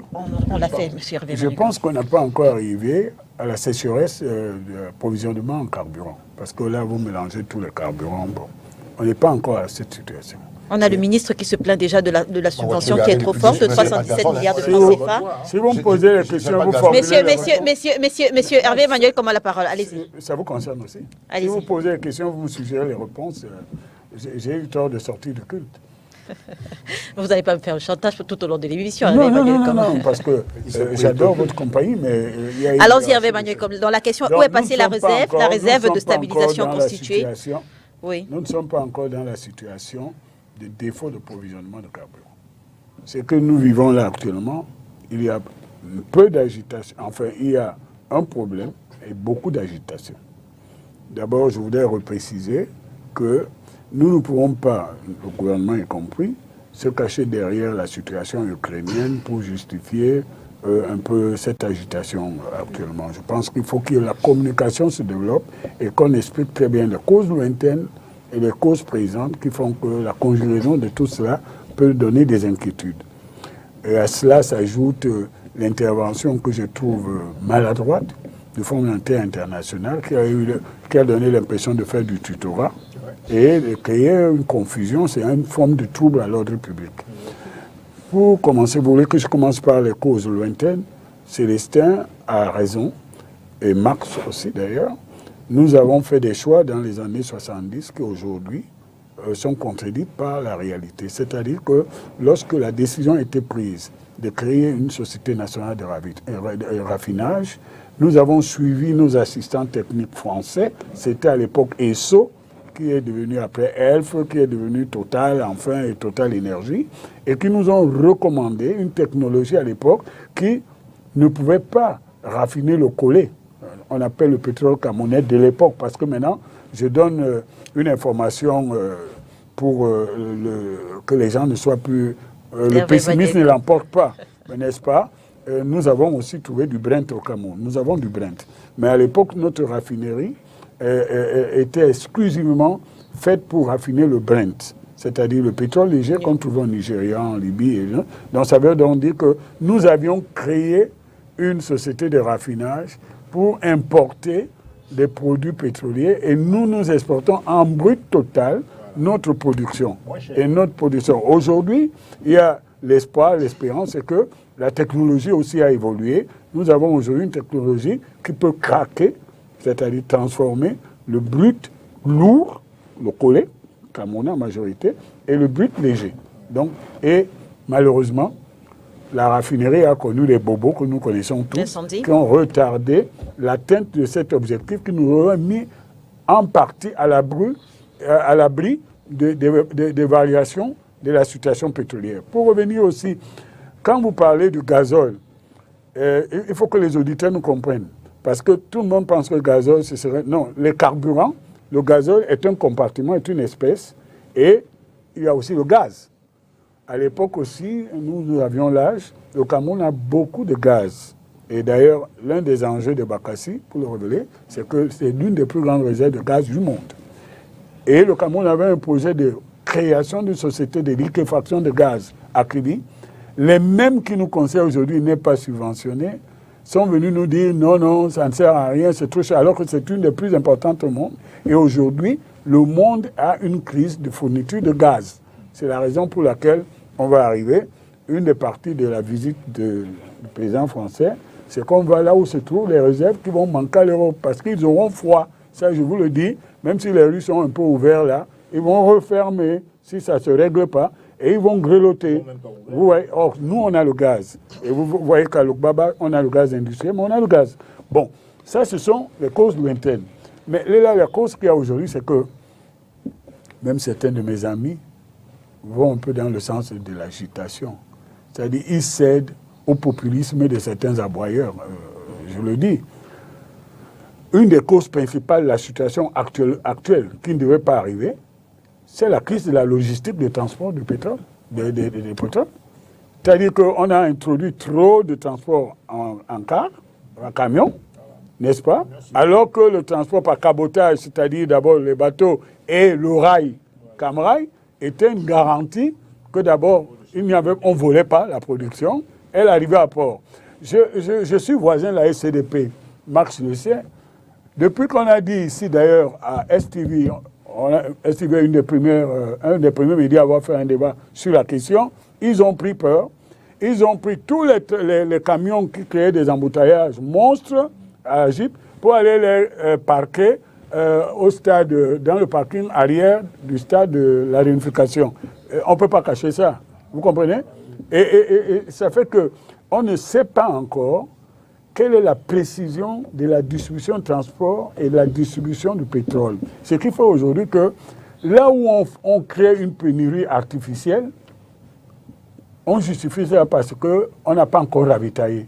Alors que nous avons des moyens de ravitaillement qu'on pourrait même transformer en mesures militaires de sécurité nationale qui permettent que cette situation n'arrive pas. Donc ça, c'est le constat pour l'organisation. Je suis d'accord qu'on ne peut pas faire l'économie d'une réflexion dessus. Il est temps de... Maintenant, des subventions. Je suis d'accord avec les uns les autres. Dans le prix du litre de pétrole, il y a près de 70% de taxes. Plus. Disons ça. Bon, et il faut qu'on dise au grand public, il ne faut pas faire la démagogie de certains médias. La subvention, ça ne veut pas dire qu'on prend l'argent de l'État pour remettre dans les poches de quelqu'un. Ça veut dire qu'on va renoncer à certaines taxes pour pouvoir soutenir un produit qui est quand même pluridisciplinaire, parce que ce soit les brasseries, même l'énergie électrique fonctionne à base de gaz et de fioul lourd. On a des centres de production. À Kribi, c'est le gaz.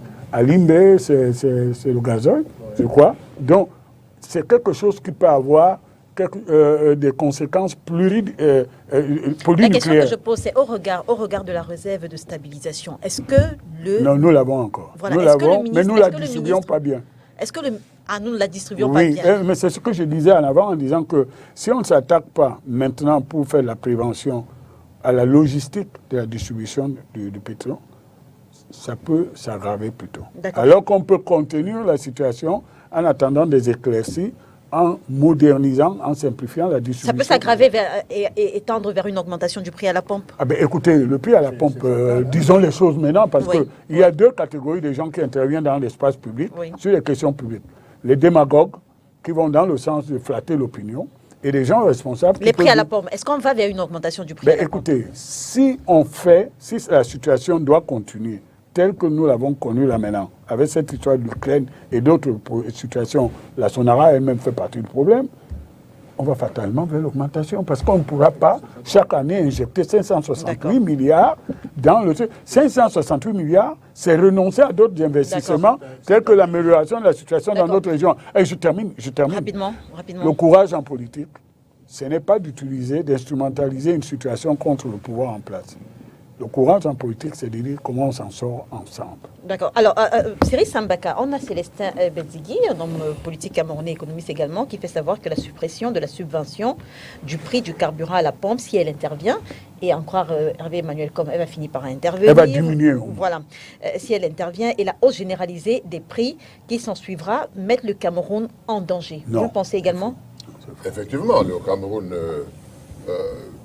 je pense qu'il y a une chance que ceux qui nous gouvernent aujourd'hui, c'est la résilience des Camerounais. On va y aller en 2 minutes chacun, 2 minutes donc, chaque prise de parole. Ça va être plus grave, une crise qu'on n'a jamais connue, si ça continue comme ça. C'est pour cette raison que je dis que l'heure est venue, n'est-ce pas, pour qu'on mette tout sur la table et qu'ensemble, on trouve les solutions. Parce que, vous voyez, ce n'est pas une mauvaise chose de reconnaître qu'on traverse des moments difficiles, qu'avec la corruption aidant, les choses se sont compliquées davantage. Maintenant, on demande à tous les Camerounais d'amener leur intelligence et qu'ensemble, on sorte de cette crise, qui est une crise qui nous touche tous. C'est ce discours-là que moi, je préfère. Au lieu de penser que d'ici 3 mois, 4 mois, on va trouver des solutions, il n'y en a pas. On va trouver des solutions si on se met autour d'une table, qu'on met tous les économistes en place, n'est-ce pas? Vous avez vu, il y a une concentration d'économistes au Premier ministère. Mais qu'est-ce qu'ils font? Vous voyez? Il y a un système qui est utilisé au Cameroun, qui marche, le lubrifiant, c'est la corruption. Il faut tuer la corruption. Et c'est très difficile de tuer la corruption au Cameroun, parce que la corruption, ce n'est pas seulement les gens qui détournent les centaines de milliards. C'est aussi les gens qui détournent 100 000 francs. C'est-à-dire au plus bas de la société. Les partis d'opposition qui font le marché public. C'est aussi, il faut le dire. C'est aussi les brigands qui vont bourrer les urnes, n'est-ce pas? Et qu'après, quand on les arrête, on les libère. Vous voyez, quand on est dans un système comme celui-là, à un certain moment, on doit dire la récréation est terminée. Essayons de travailler tous pour le Cameroun. C'est cela que l'AFP C'est sur ce terrain-là que l'AFP travaille. Parce qu'on sait très bien que si on continue comme on est là, même celui qui va remplacer celui qui est là actuellement, on n'aura que des difficultés. Célestin Diamène, sur la même question, est-ce que vous pensez que la hausse des prix généralisée qui va suivre aussi, effectivement, le prix à la pompe du carburant augmente, pourrait mettre le Cameroun en danger? Je veux dire, le spectre de 2008 plane à nouveau sur le Cameroun? Je pense qu'avant de poser cette question, pensons d'abord au pouvoir d'achat des gens, des Camerounais. Vraiment, il y a très peu de gens qui touchent plus de 100 000 francs au Cameroun. C'est la grande majorité. Quel pourrait être l'impact justement de cette inflation? Mais justement, eu égard au pouvoir d'achat, ils ne pourront pas tenir. Si un taximan fait la queue 5 heures devant une station de service, il ne travaille pas pendant ce temps-là. Et quand il prend son véhicule, il ne peut pas se satisfaire de 250 francs quand même. Il a perdu beaucoup de temps. Donc il aura tendance en permanence de répercuter ce manque à gagner sur le tarif. Et les gens vont payer. Pas tous. Déjà qu'à 250 francs. Moi, souvent, quand je vais à Yaoundé, les gens prennent Longcag et Foulan 100 francs, ils proposent 100 francs. C'est extrêmement grave. Ça, imaginez, oui, j'ai déjà vu ça. J'ai déjà vu ça. Non, j'ai déjà entendu ça. Non, c'est pour dire que les Camerounais, dans leur grande majorité, vont subir le contre-coup de cette hausse de prix. Parce que même si on en manque de 30%, ça va faire au minimum 850 francs pour le super et au minimum 750 pour le gazole. Je ne parle même pas du pétrole lampant. Mais ce qui veut dire que forcément, il y aura une chaîne de répercussions négatives pour l'économie. Et ça peut déboucher, malheureusement, je ne l'espère pas comme en 2008, sur les émeutes sociales. Ce que je veux dire, c'est que il n'y a pas... L'une des missions de la SONARA, c'était quoi, Lila? C'était la prospection de nouveaux champs pétrolifères. On ne l'a pas fait. Encore qu'on n'ait pas des machines pour raffiner le pétrole, je veux encore bien le comprendre. Mais qu'on ait manqué à exploiter, à explorer les champs pétrolifères du Cameroun, parce qu'il y a du pétrole. Même la SONARA. Bon, peu importe. Les deux. Peu importe. Voilà. Savez-vous, par exemple, qu'on a du pétrole à Bomono? Oui. Et à Dibombari, à Kousseri. Mais c'est extrêmement grave. Un pays, le Cameroun, produit environ 120 000 barils jour. Officiellement. Quand vous prenez l'Afrique entière, c'est 7 milliards, l'Afrique entière, y compris dans le Nigeria par conséquent, c'est 7 milliards de barils par jour, je n'ai pas dit par mois, par jour. Comment un continent, ce n'est pas l'exclusivité du Cameroun, hein, qui produit autant de pétrole, se retrouve en panne sèche? Ce n'est pas normal. Je prends le cas du Nigeria. Et vous terminez. 80% du pétrole à la pompe au Nigeria provient de Hollande et de Belgique. Vous vous rendez compte, la Belgique? Les traders.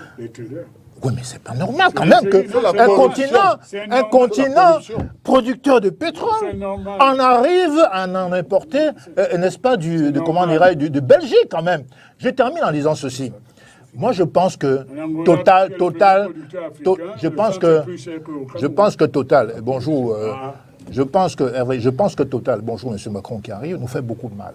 Ça fait depuis des décennies que ces gens nous prennent au moins 80% du pétrole exploré au Cameroun.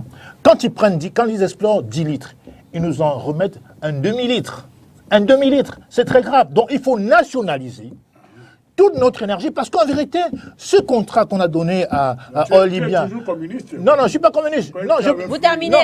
Je pense que ces sociétés multinationales ne nous font pas de bien. D'accord. Aujourd'hui au Cameroun, on n'a pas de gasoil. Est-ce que c'est normal? Mars Wabo, inflation généralisée, spectre de 2008. Non, c'est clair. Là-bas, on ne fait même pas un débat. C'est-à-dire que je connais toute l'intelligence économique que dispose M. Emmanuel Combe. Et lorsque je le vois fuir justement ce genre de responsabilités, j'ai tendance à le mettre dans la même vague de tous des excellents économistes qu'on a cachés justement. Non, je ne suis pas pensionnaire. Allez-y, si vous voulez vous arrêter à chaque fois que Emmanuel Combe. Allez-y. Non, je voudrais dire ceci. Non, j'ai dit tout simplement, qu'on le veuille ou pas, quand je tire sur Hervé en disant tout simplement, Hervé, on parle d'une certaine, il faut quand même avoir l'honnêteté intellectuelle. Si rien n'est fait, nous sommes même déjà dans une hausse des prix, même si ce n'est pas de manière officielle. Je vous ai dit tantôt qu'aujourd'hui, chaque commerçant, chacun fixe son prix. Et donc, quand ça sera donc connu, qu'on ne se cache pas, il faut le dire aux Camerounais, si on arrive à une hausse des prix de carburant, qu'on veuille ou pas, sera de répercussions sur tout ce qui va suivre. Mais écoutez, M. Célestin Diamène l'a dit, combien de personnes au Cameroun gagnent 100 000 francs? J'ai vu un document qui circule dans les réseaux. Vous allez parler du taux de chômage au Cameroun. Non, je vous en prie, merci. J'ai vu un document qui circule dans les réseaux sociaux. Le dossier de presse constitué en prélude à l'arrivée d'Emmanuel Macron au Cameroun. Je vais vous dire, chez moi, là, je vais vous dire, celui qui m'a envoyé ça, c'est quelqu'un qui travaille, comment dirais-je là, chez votre ami Lambagangele, comment on appelle ça, délégation générale à la sécurité nationale. C'est ce que tu es en train de faire. Tu vois, tu crées la confusion non. pour créer un trouble à l'ordre public. Non, je vais dire, c'était un ami. Et la petite histoire, monsieur... de presse, on l'a tous. Ce qui m'amuse, c'est que pendant que je suis en train de rouler pour arriver, c'est le monsieur qui m'appelle parce que quand il m'a envoyé ça, j'ai dit la honte. Il m'appelle pour me dire pourquoi tu dis la honte. Je lui ai dit je vais te répondre sur un plateau. Non, pour faire sérieux. J'ai dit tout simplement, quand M. Célestin Diamène, ce qu'il dit est confirmé, on peut compter au bout des doigts d'une main les Camerounais qui peuvent avoir un revenu de 100 000 francs.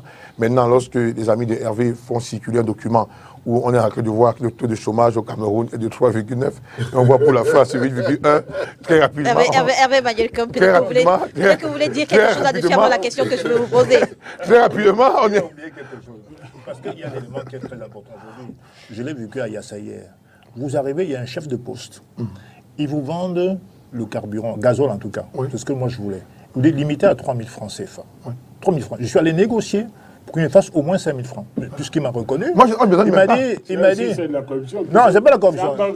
Je lui ai dit qu'avec 3 000 francs, je ne pourrais pas démarrer ma voiture. Moi, on ne me donne même pas. Donc, il m'a dit, bon, donnez-lui 5 000 francs, 5 000 francs. Donc, c'est très grave le rationnement. Non, madame, c'est pas le communisme. Vous terminez. Qu'on veut ou pas, j'ai dit tantôt, j'ai dit ici au début que je ne souhaitais pas justement qu'il y ait une révolution. C'est pourquoi je mandatais. J'essayais de dire à mon ami, mon grand frère Hervé Emmanuel Combe, de dire à ses amis de l'autre côté de faire très attention parce que ce qui se passe là peut aller au-delà du 2008 et ça ne sera pas une situation bonne pour le Cameroun. Alors, Hervé Emmanuel Combe, avant de revenir sur le carburant, parce qu'il y a quand même cette question, ça m'est juste sorti de l'esprit, j'envisageais de vous la poser en sujet d'entrée. On a ce document, le dossier de presse constitué en prélude à l'arrivée d'Emmanuel Macron au Cameroun. Dans le document, on a des chiffres qui parle notamment du taux de chômage au Cameroun. Taux de chômage au Cameroun, 3,9%, alors que le taux de chômage en France en 2021 est de 8,1%. Vous nous expliquez? Parce que la définition du chômeur, du statut de chômeur n'est pas la même. Et beaucoup de gens parlent de chômeurs ici, mais ça ne veut pas définir. En France, on dit population active. Au Cameroun, c'est quoi un chômeur? S'il vous plaît. Monsieur Hervé Emmanuel, comment la parole? Monsieur Hervé Emmanuel, comment? Je veux dire, c'est une parenthèse. C'est une parenthèse. Non, il y a deux. D'accord? Il y en a plusieurs. En France, c'est pas... Non. Messieurs, c'est une parenthèse. Parce que Hervé Emmanuel... Ensuite, on va revenir au chômage. C'est juste une parenthèse. Allez-y, expliquez-nous. C'est une question juridique, c'est-à-dire c'est une question de statut. D'accord. Vous comprenez? En France, on parle du chômage de sans-emploi. D'accord? Et chômeur, quelqu'un qui occupait un emploi et qui ne l'a plus, c'est-à-dire chômeur en français. D'accord? Et il n'a par conséquent pas de revenus de son activité professionnelle. Un sans-emploi est quelqu'un qui peut ne même pas avoir de qualification et qui se trouve dans une situation où on ne sait pas où le classer parce qu'il ne répond pas même à l'offre d'emploi qui est nationale. Non, je veux dire, on n'a pas parlé de sans-emploi, on a parlé de chômage. Dans les deux documents, on parle de chômage. Donc, on veut savoir la différence entre un chômeur en France et un chômeur au... Hervé Emmanuel, comment encore la parole? La différence entre un chômeur en France et un chômeur au Cameroun. La même définition, vous pouvez appeler le ministre Grégoire Ouona, qui est en charge de ça. C'est quoi un chômeur au Cameroun? Un chômeur, c'est quelqu'un qui n'a pas d'activité professionnelle. En France, un chômeur, c'est quelqu'un qui a travaillé, mais qui ne travaille plus. Non, en France, un chômeur, c'est quelqu'un qui a occupé un emploi et qui ne l'a plus. Non, là, et au Cameroun... sa définition. Oh, bon Dieu, vous pouvez... À chacun son métier. Hein. Non, attention. Chaque fois que je dois parler... Madame, ce que je dis est clair. Permettez-moi. Je suis pas d'accord avec la définition. Non. Je vais dans le sens d'Hervé. En apportant... Donnez-nous la définition du Cameroun et on voit à quoi correspond. Alors, je donne. Allons-y. Là, je prête oui. En France, oui. C'est quelqu'un qui a travaillé. Oui. Qui a été licencié ou a démissionné, par exemple. Qui est inscrit dans une agence Pôle emploi que Sarkozy a créée et qui est à la recherche d'un emploi. Le Cameroun. La raison, je termine sur la France, et celui qui ne répond pas aux convocations de Pôle emploi, donc de l'agence qui donne les emplois, qui propose les emplois, il est radié. Il n'est plus il cesse d'être chômeur. Ça, c'est la forme. Au Cameroun, on considère que si vous n'avez pas, comment dirais-je, d'emploi, d'activité professionnelle, vous êtes chômeur. Or, le problème, c'est quoi? c'est que beaucoup sont dans l'informel. Voilà. Sont dans l'informel, comprenez? Quelqu'un qui n'a pas d'activité officielle n'est pas salarié. N'est pas salarié. Oui. Soi-disant, il est chômeur. Oui. Non, c'est pas ça. Parce que regardez, le secteur informel, c'est 80% de l'économie camerounaise. Allons-y. Mais ils ont des revenus. Ils ont des revenus. Parce que dans la pratique, ils ne sont pas chômeurs. Ils ne sont pas chômeurs au Cameroun. La plupart du temps, ils ne sont pas chômeurs. Comprenez? Donc le Cameroun considère que le secteur informel étant devenu une réalité au Cameroun, les chômeurs, c'est ceux simplement qui n'ont pas d'activité professionnelle. Et qui ne sont pas dans l'informel. Qui ne sont pas dans l'informel. Voilà, exactement. C'est ça le chômeur au Cameroun. Revenons au débat. C'était une parenthèse, messieurs. Revenons au débat sur. Revenons au débat sur le carburant. Non, c'était pas la question. Revenons au débat sur le carburant avec Hervé Emmanuel. Alors, on appelle chômeur au Cameroun. Oui. Je vais parler quelqu'un qui n'a pas de revenu salarial et qui a la recherche d'un revenu. Comme Célestin vous l'indiquait, notre économie est structurée telle qu'il y a de l'auto-emploi, de l'informel, mais l'informel ne rentre pas dans les critères. Le choc sur l'emploi, c'est lorsqu'il y a un décalage entre l'offre d'emploi et la demande d'emploi. Et c'est ça le critère juridique qui détermine ce que c'est qu'un chômeur, quelqu'un qui a besoin d'une assistance pour retrouver un revenu salarial. Bon, revenons au carburant. Alors, Hervé Emmanuel, revenons au carburant et on va sortir. Nous sommes dans une situation de sous-emploi ou bien de plein emploi? Les deux peuvent être des approches différentes. Parce que pour parler de sous-emploi, ça voudrait dire qu'il y a une offre importante et qu'on ne trouve pas la main-d'œuvre. Le Cameroun est donc dans quelle situation? Attends. On vient de te dire que le Cameroun est une situation hybride. C'est-à-dire la population qu'on peut considérer comme des salariés, donc à qui on doit répondre en leur donnant une offre, elle n'est pas aussi importante que vous le croyez. Nous avons une population de l'auto-emploi et de population de l'informel qui est tellement importante qu'elle crée le mot que vous aimez ici, une résilience sur ce qui est d'apparence. Mais en réalité, tous ces gars ont des revenus, ils travaillent pour eux-mêmes, ne payent pas d'impôts. Maintenant, je vais terminer sur le... Je peux terminer. On n'est pas dans un meeting du MRC. C'est pourquoi on est dans une situation où les amis d'Hervé ont cru que le beskineur était un métier. C'est pourquoi on peut se... Eh bien, écoute. Messieurs, revenons au carburant. Voilà le genre de pis-aller populiste qui fait que le discours des amis de Marx n'est pas compris. Il y a des gars qui font le choix de rouler en moto, de quitter le village. Et ils ne veulent pas avoir un autre emploi. Nous ne sommes pas dans un système totalitaire où on va leur imposer d'aller faire une... Alors revenons au carburant. Alors, moi, je vous ai pas posé de question. Non, je parle sur la question. Parenthèse très importante. Nous avons des désordres dans le secteur de l'énergie. Rapidement, parce que votre question arrive. Et lorsque mes copanélistes contradicteurs posent la question, c'est pertinent. C'est-à-dire que nous devons avoir une réflexion pour faire progresser, à moderniser la logistique de la distribution de carburant. Nous devons avoir une réflexion pour corriger les erreurs de choix industriels que nous avons fait, par exemple, sur la Sonara, ou l'absence d'une usine de liquéfaction de gaz. Nous avons... Donc, cette situation est une chance d'ouvrir ces perspectives pour que demain, nous ayons une indépendance, une autonomie, à défaut, une résilience. Ça devait être pour conclure. Je dis donc qu'aujourd'hui, si vous voulez avoir, par exemple, du gazoil là maintenant, allez à du Bombari à Blessé, vous aurez le gazoil. Mais il y a aussi, c'est les stèles... Comment on roule déjà pour aller à du Bombari? On va en taxi, c'est ça? On va en taxi ou en moto? Vous faites comme Sambaka, vous prenez les bidons. C'est interdit par la loi, M. Sambaka, de circuler avec des bidons d'essence. Parce que certains de nos amis peuvent le voler pour aller cramer. Moi, je parle de jerrycan. Oui. Les jerrycan, c'est fait pour quoi? Alors, je termine là-dessus. Et disons-nous la vérité. Et si la voiture est immobilisée, il y a des commerçants véreux dans notre pays. Et Célestin a abordé. Célestin en a parlé. Et je crois. Hervé Emmanuel, permettez que je vous pose la question que je veux vous poser. Hervé, Célestin en a parlé. Je termine sur quelque chose qui va vous intéresser. Vous voyez, le président des États-Unis sort de l'Arabie Saoudite. C'est le plus grand pays capitaliste du monde. Deuxième producteur mondial, peut-être même un des premiers. Parce que Deuxième. Parce qu'il y a un trio. La Russie, les États-Unis et l'Arabie Saoudite sont les plus grands producteurs de pétrole du monde. Vous savez ce qu'il allait faire en Arabie Saoudite? Il allait leur dire, produisez un peu plus pour que je contrôle que les prix ne montent pas. On appelle ça la régulation. Ils le font chez eux, même de façon déguisée, ils veulent nous interdire de le faire. Alors, je l'ai dit pour dire quoi? Il est temps que notre ministère du Commerce et de l'Économie réintroduise le contrôle des prix et fasse la régulation commerciale et la régulation de tout produit sur notre territoire. Alors, pour sortir à lire la sortie du... C'est très important parce que nous avons dans notre pays ce qu'on appelle les contrôleurs de prix. Les prix dans tous les domaines. Prenez la production alternative du pétrole, le Venezuela, les Émirats arabes unis, l'Iran. Aujourd'hui, comme la Russie a un embargo russe du pétrole en Europe occidentale, aujourd'hui, les États-Unis essaient un petit peu de draguer ces pays-là pour avoir un peu plus de pétrole. Parce qu'aujourd'hui, le prix du baril, c'est plus comme en 2018, hein, c'est déjà pratiquement 120 $.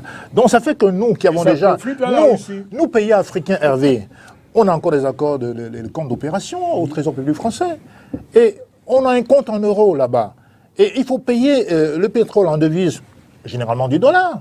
Et si on a un compte déficitaire au niveau de la banque du Trésor public français, avec quoi on va acheter du pétrole? Parce qu'on a des raffineries, qui est un problème de fond qu'il faut résoudre rapidement. Oui. Il y a un problème aussi de devise. Parce que où est passé l'argent? Est-ce un problème de quantité qui manque ou c'est un problème de devise pour acheter du pétrole à l'extérieur? Parce que du lourd, Hervé l'a magistralement démontré, on en vend, mais on ne raffine pas. Merci. Donc ça veut dire qu'il n'y a plus assez de devises pour... Alors la question que je voulais poser à Hervé Emmanuel, et vous n'aurez plus le droit d'y répondre, je vais la poser à Cyril Sambaka. Alors à lire la sortie du ministre, on a l'impression finalement que le gouvernement impute le problème de trésorerie de l'État à la subvention payée par les carburants. Que dire des dépenses liées au train de vie de l'État? Cette subvention n'est pas encore payée. J'ai parlé de ça tout à l'heure. Je veux dire, la réduction de ces économies, est-ce que ça ne pourrait pas permettre des économies d'un ordre plus ou moins équivalent à celui injecté dans les subventions? D'ailleurs, tous les Camerounais ont remarqué cela. Ils ont remarqué que le train de vie de l'État. Si nous souffrons, c'est parce que, précisément, le train de vie de l'État est très fort. C'est pas vrai. C'est-à-dire qu'ils ne réduisent rien. Vous voyez, regardez tout simplement les véhicules. Ces 4x4-là. On vous dit, on a acheté les 4x4. Après, on vous dit, on n'arrive pas à récupérer les 4x4. Après, on vous dit que les bons de carburant, chaque ministre, chaque directeur a droit à ceci, a droit à cela. Le fameux article 2 vous confère ci, vous confère ça. La première chose que ce gouvernement devait faire, la première chose, c'était de réduire le train de vie de l'État. Le montrer aux Camerounais et dire aux Camerounais que c'est ensemble que nous allons juguler cette crise. Mais il est hors de question de penser que celui qui doit payer, c'est toujours le contribuable.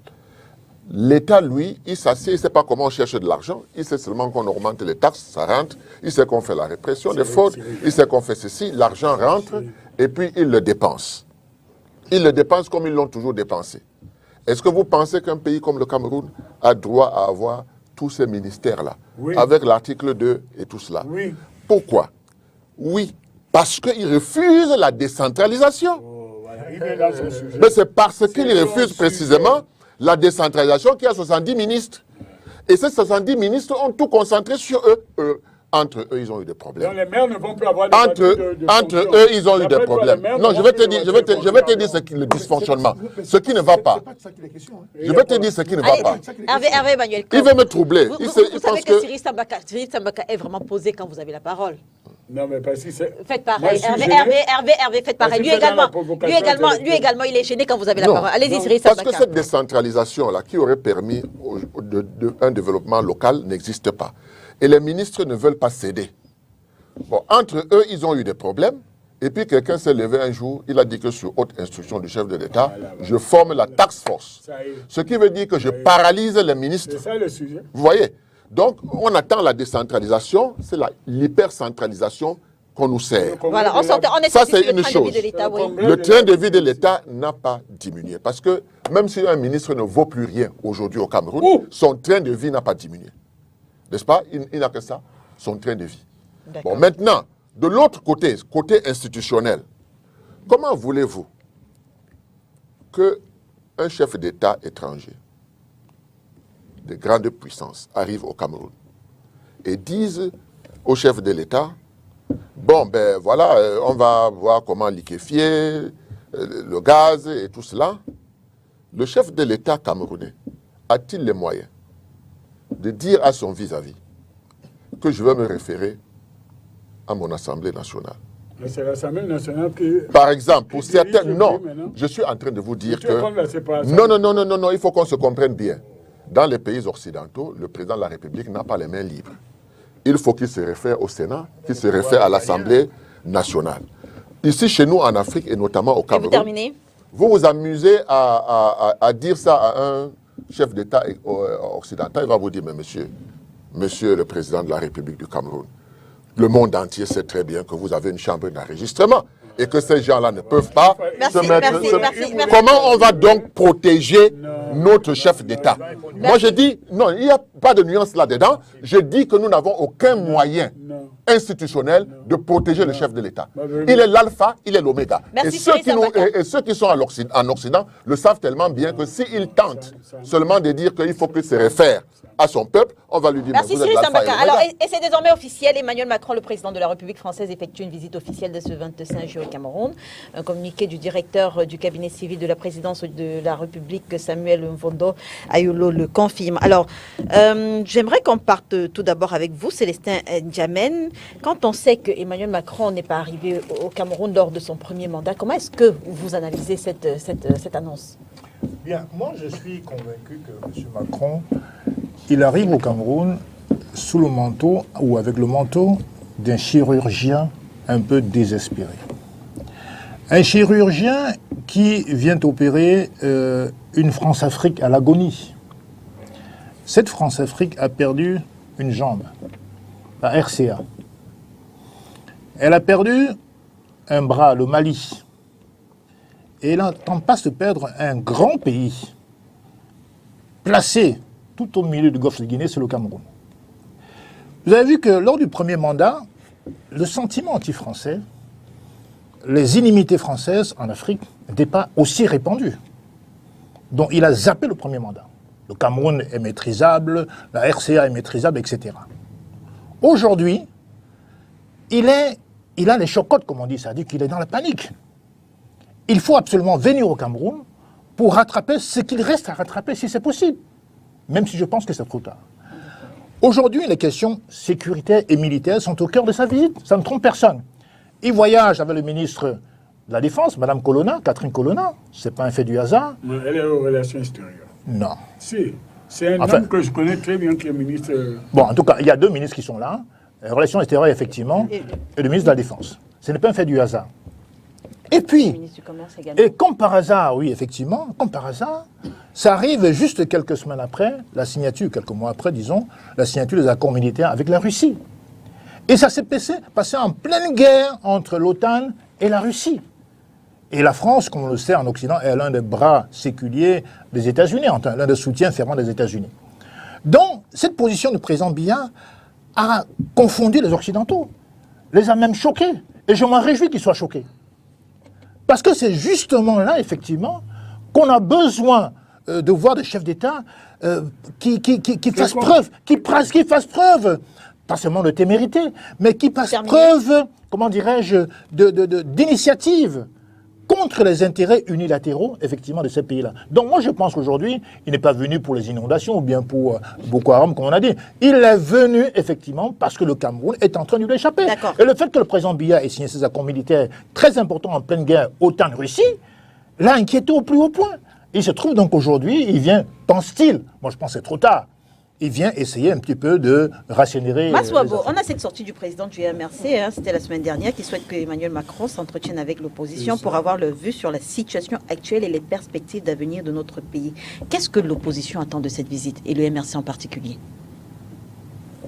Alors, vous voulez que je donne mon point de vue personnel ou bien que... Le point de vue du militant du MRC que vous êtes. Écoutez, il est évident que... le président, nous connaissons l'histoire de... Soyez rassurés, je vais répondre. Il est évident que le président Macron, évidemment, il fait une visite au Cameroun.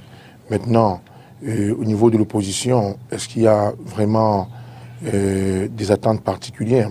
Oui et non. vous faites allusion à un communiqué du président national de votre parti. Voilà, qui souhaitait qu'on rencontre l'opposition, c'est ça? Qu'on a lui donné une bénédiction. Donc maintenant, écoutez, laissez-moi parler, je vous en prie. Donc le président Macron, ce qu'il faut savoir, c'est qu'il vient pour les intérêts de la France et donc du peuple français, parce que nous connaissons bien l'histoire de la France avec les pays africains.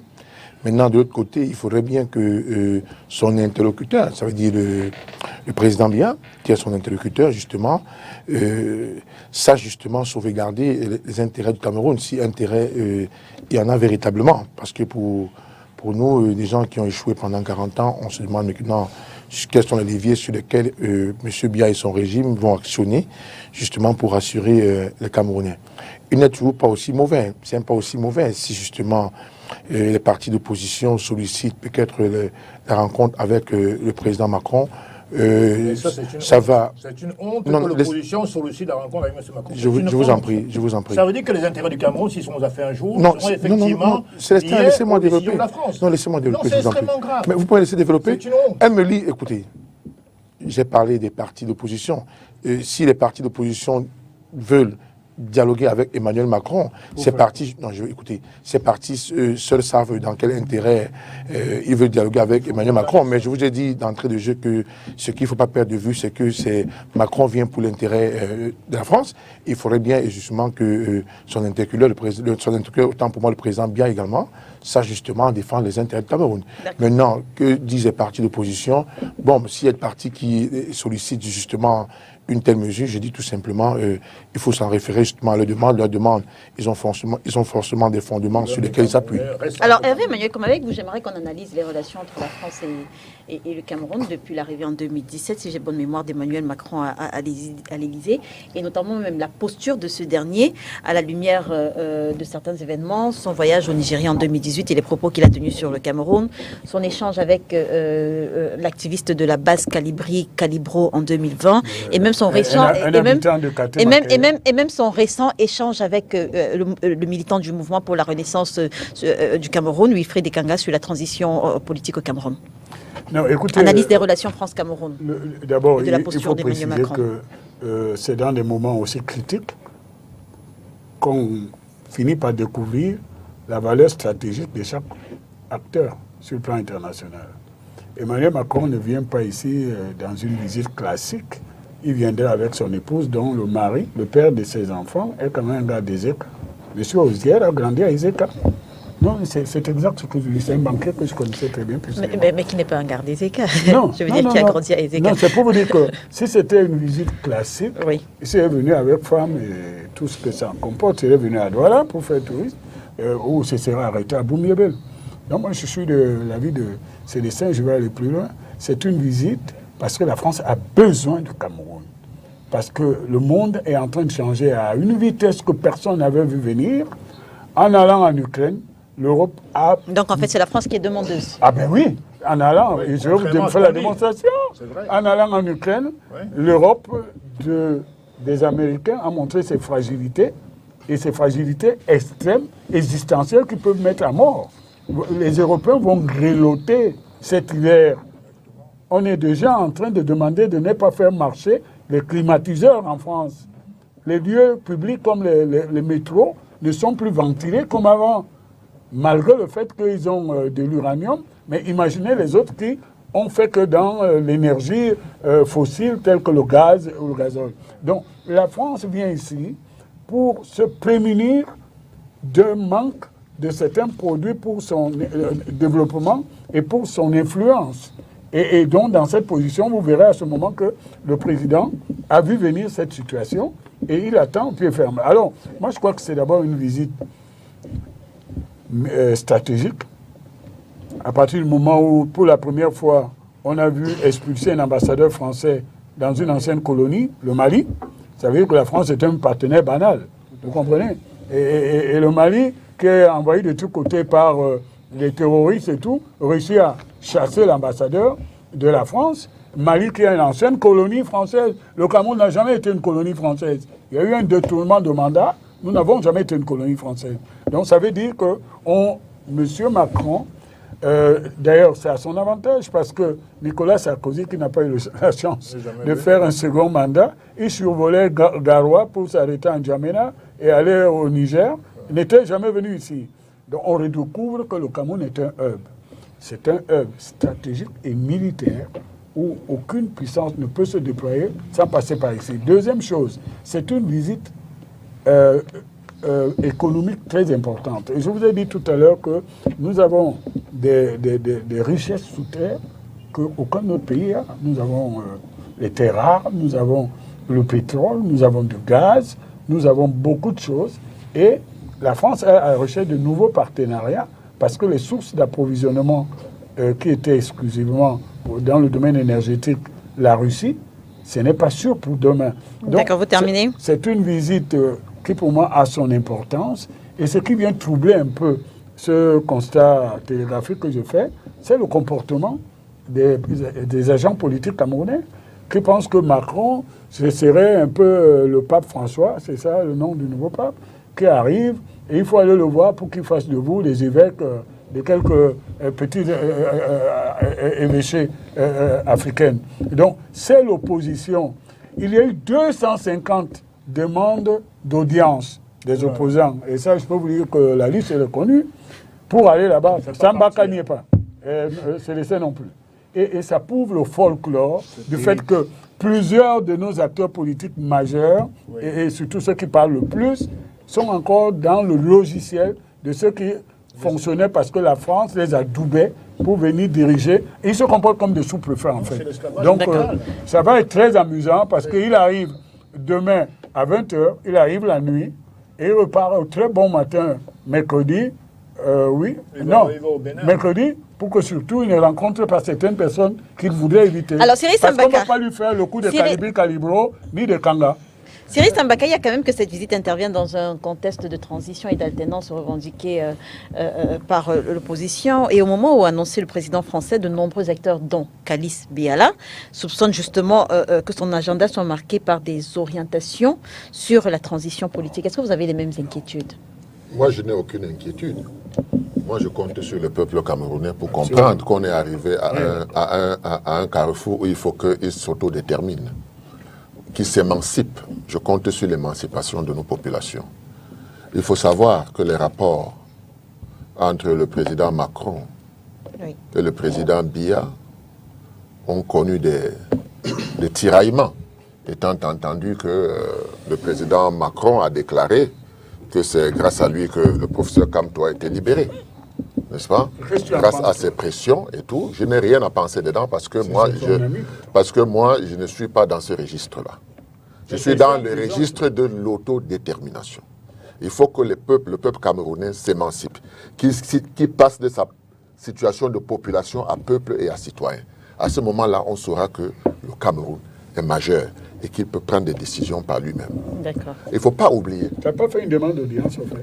Il ne faut pas oublier non plus. Vous avez dit tout à l'heure que vous avez la liste des 250 et que son nom n'était pas parmi. Vous l'avez dit vous-même. Ou alors c'était de l'enfumage. Ou alors c'était de l'enfumage, les 250. Ah non.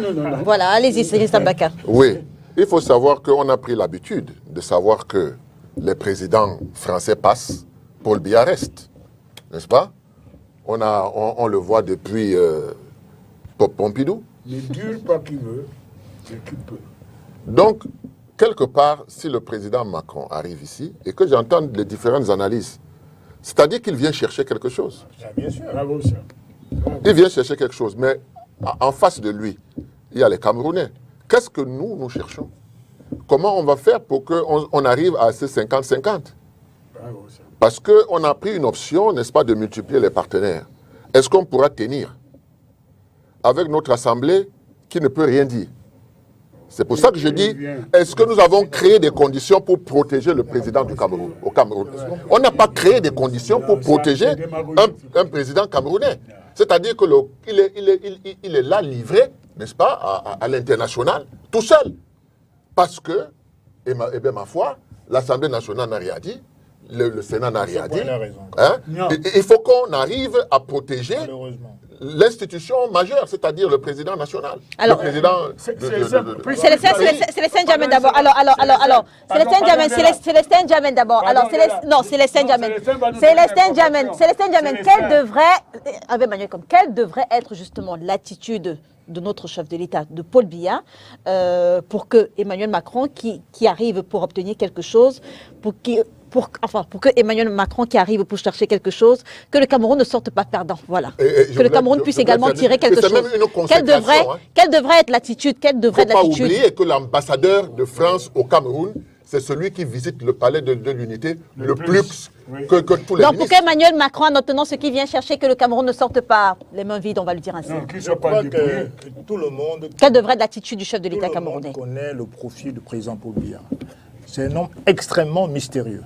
Tous les Camerounais sérieux doivent confirmer ce que je dis.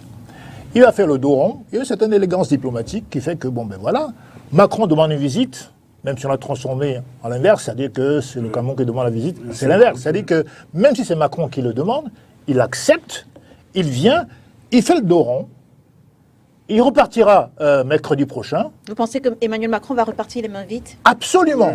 Je répète, absolument. Il repartira, et Dieu merci, les mains vides. Parce qu'il faut rappeler à la France que nous sommes indépendants. Même si l'indépendance octroyée en 1960 était factice, mais nous sommes indépendants. On n'a pas de revendication à poser à la France. Nous sommes adultes. Mais je veux dire, la France a déjà, si je m'en tiens à ce que vous dites, la France a déjà réussi à faire croire à tout le monde que c'est le Cameroun, effectivement, qui demande la visite. Oui, mais, je veux dire, partant de là, comment est-ce que vous pouvez affirmer que la France a reparti la naïveté aux autres. Vous êtes une journaliste aguerrie, même en dehors de ce métier, je pense qu'il y a quand même cette agilité intellectuelle pour comprendre qu'effectivement, dans le contexte mondial actuel, ce n'est pas le Cameroun qui peut être demandeur, n'est-ce pas, d'une présence de Macron au Cameroun. Ce n'est pas possible. Mais dans la forme diplomatique, on enroule, on emballe. C'est Macron qui demande, pour des raisons que j'ai expliquées. Parce qu'aujourd'hui, ils sont en situation de fragilité, la France notamment. L'OTAN est en train de battre de l'aile vis-à-vis de la Russie. La Russie est en train de les mettre au pas. Le gaz russe, le pétrole russe, c'est un producteur très important.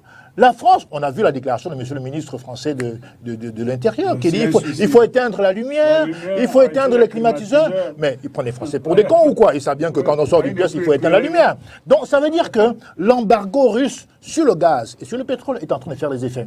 La France maintenant pense que l'Afrique, qui était son gagne-pain quotidien depuis au moins, 135 ans, est en train de partir. Le Mali, non seulement a chassé l'ambassadeur de France au Mali, mais l'opération Barkhane, qui a complètement foiré, ils sont partis. Même s'ils sont un peu réfugiés au Niger, ils sont partis quand même. Au Tchad, le manif anti-française. Au Burkina Faso, c'est très grave. Donc, il lui reste quoi, le Cameroun? On est un peuple un peu gentil. Donc, il n'y a pas encore de manifestation contre la France. Oui. Donc, il pense que le Cameroun est encore rattrapable. Aujourd'hui, le président Biya va dire non, mais sans le dire avec des mots. Il fera le dos rond. Vous pensez également, c'est également... Et il repartira. Alors, la même question, quelle devrait justement être l'attitude de notre chef de l'État pour que Macron, en obtenant ce qu'il vient chercher, que le Cameroun ne soit pas dépouillé? Il n'aura rien. Écoutez, il faut que ceux qui nous suivent sachent au moins deux choses. Oui. Je vais vous faire une révélation STV, parce que le Camerounais, Célestin le sait. Vous êtes à l'école du professeur Messanga Nyamdi. Dans la délégation d'Emmanuel Macron se trouve une personnalité qui n'a pas l'habitude de voyager avec le chef de l'État, Alexis Collère, secrétaire général de l'Élysée. Vous savez qui est Alexis Collère? Pour faire bref, Alexis Collère est le gendre du principal actionnaire de MSC, la société qui veut prendre la place de Bolloré ici. Vous croyez qu'il est au hasard dans la délégation? Le chef de l'État voyage avec, pas le ministre de l'économie, mais plutôt son secrétaire général. Deuxième chose, la France ne représente qu'à peine 10 à 12% de notre activité commerciale internationale maintenant. Elle est passée de 40% de sa présence, 60% même, dans notre économie, à 10%. C'est-à-dire que la France est un client lambda, à la limite. Nos relations stratégiques diplomatiques avec le Nigeria sont plus importantes que les relations avec la France. Nous avons des partenaires stratégiques qui sont maintenant la Chine et d'autres lieux du monde. Et la France, donc, c'est une visite qui est pleine de symbolisme. Et je propose aux aux hommes politiques et aux analystes d'être prudents, d'attendre un peu la fin de la visite et d'écouter ce qui pourra être dit dans les communiqués. Mais tout ne sera pas dit parce qu'il y a beaucoup de choses en sous-sol qui vont être parce que la France est dans l'étroite situation maintenant de sa présence militaire hors du continent européen. Et le Cameroun, le président Biya, ça je peux vous le dire maintenant, n'acceptera pas la présence d'une force étrangère comme base sur le territoire. Alors, pour sortir de cette émission avec vous sur la même question que Cyril Sambaka, Monsieur Mars Webo, beaucoup font le lien justement entre cette visite et la transition politique au Cameroun. Beaucoup dont Alice Béala, célèbre écrivain camerounais. Est-ce que c'est également le cas, votre cas? Elle est libre de penser. Elle est libre de se tromper. On a un peuple qui est souverain, un peuple qui reste vigilant. Et justement, si une telle attitude devrait arriver, je ne suis même pas en train de voir ça de cette manière, parce qu'il revient justement au peuple camerounais de décider. D'accord. Merci. Oui, en 30 secondes. Oui, en 30 secondes. J'ai été choqué, Leila, par l'attitude du maire de la ville de Yaoundé, qui prend un communiqué pour demander aux populations africaines et camerounaises de se mettre le long des rues Poitiers. Non, mais ce n'est pas possible. Ce n'est pas au 21e siècle. Attendez. Célestin Diamène a le mérite d'avoir suivi. Allez-y. Moi, panafricain, africain, qu'un pays d'Afrique puisse déployer des hordes de personnes sur les rues pour accueillir, acclamer un président français. Est-ce que l'inverse est vrai? Non. Moi, je suis parti. L'inverse n'est pas vrai, mais c'est une tradition. Non, quelle tradition? Mais il faut finir avec... Mais attends, monsieur, mais président, il faut mettre fin à... Président, il faut mettre fin à ça. Mais est-ce qu'il a demandé aux militants de l'AFP? Non, je n'ai pas dit qu'il a demandé. Est-ce que c'est les militants de l'AFP qui vont aller se mettre en route? Cyril, je dis simplement que le maire... Mars, je termine une fois. Moi, je suis membre aujourd'hui d'une association qu'on appelle Convergence panafricaine. Oui. Dans la stature qui est la mienne, je ne peux pas comprendre ni accepter qu'un élu de surcroît ponde un communiqué pour demander aux populations. Hervé Emmanuel, comme dans l'époque coloniale. Non, dans l'époque coloniale. À l'époque coloniale. Attends, je termine. C'est connu. Je termine. Oui, mais c'est connu, ça ne doit pas continuer. Oui, mais c'est quoi je veux dire. Qu'est-ce qu'on peut faire? Hervé Emmanuel, nous, Camerounais, on parle de résilience, mais je dirais plutôt résignation. Le peuple doit dire non. Yaoundé, le peuple de Yaoundé, doit, où je vais demain, doit absolument dire non. Merci, monsieur. Hervé Emmanuel, qu'est-ce que vous pensez de ce communiqué-là? Rapidement. Je pense que nous avons encore parmi nous, y compris chez mes amis, plusieurs qui marchent encore avec les anciens logiciels. C'est une visite d'État, certes, oui, mais il y a de lieux où on peut organiser l'accueil. Merci. La France reçoit tout ce monde chez Yannick Noah, qui est devenu un bout du territoire français, c'est son problème. Merci, messieurs. Faire en sorte que ça devienne férié et tout, je ne suis pas... Ça n'a pas de sens. Merci Célestin Diamène d'avoir accepté notre invitation ce dimanche. Merci à vous, Cyril Sambaka, d'être venu. Merci Mars Webo. Sur quoi encore? Non, saluer ma brave maman à la maison, Madame Nana, qui est la femme de mon grand frère, que j'admire beaucoup et qui m'aime beaucoup. Donc je lui ai fait... la promesse que je vais la Madame Nana, nous vous embrassons. Merci Hervé, merci Hervé Emmanuel Com. Mesdames et messieurs, merci de nous avoir suivis. L'émission est rediffusée ce soir lorsqu'il sera 20h30, demain lundi lorsqu'il sera 13h30. On se retrouve dimanche prochain sur les antennes de Spectrum Télévision, si bien sûr Dieu le veut. Bon dimanche à tous. Bravo Léla, mais il faut prolonger cette émission à des moments. Elle dure déjà 2 heures. Non, c'est très bien.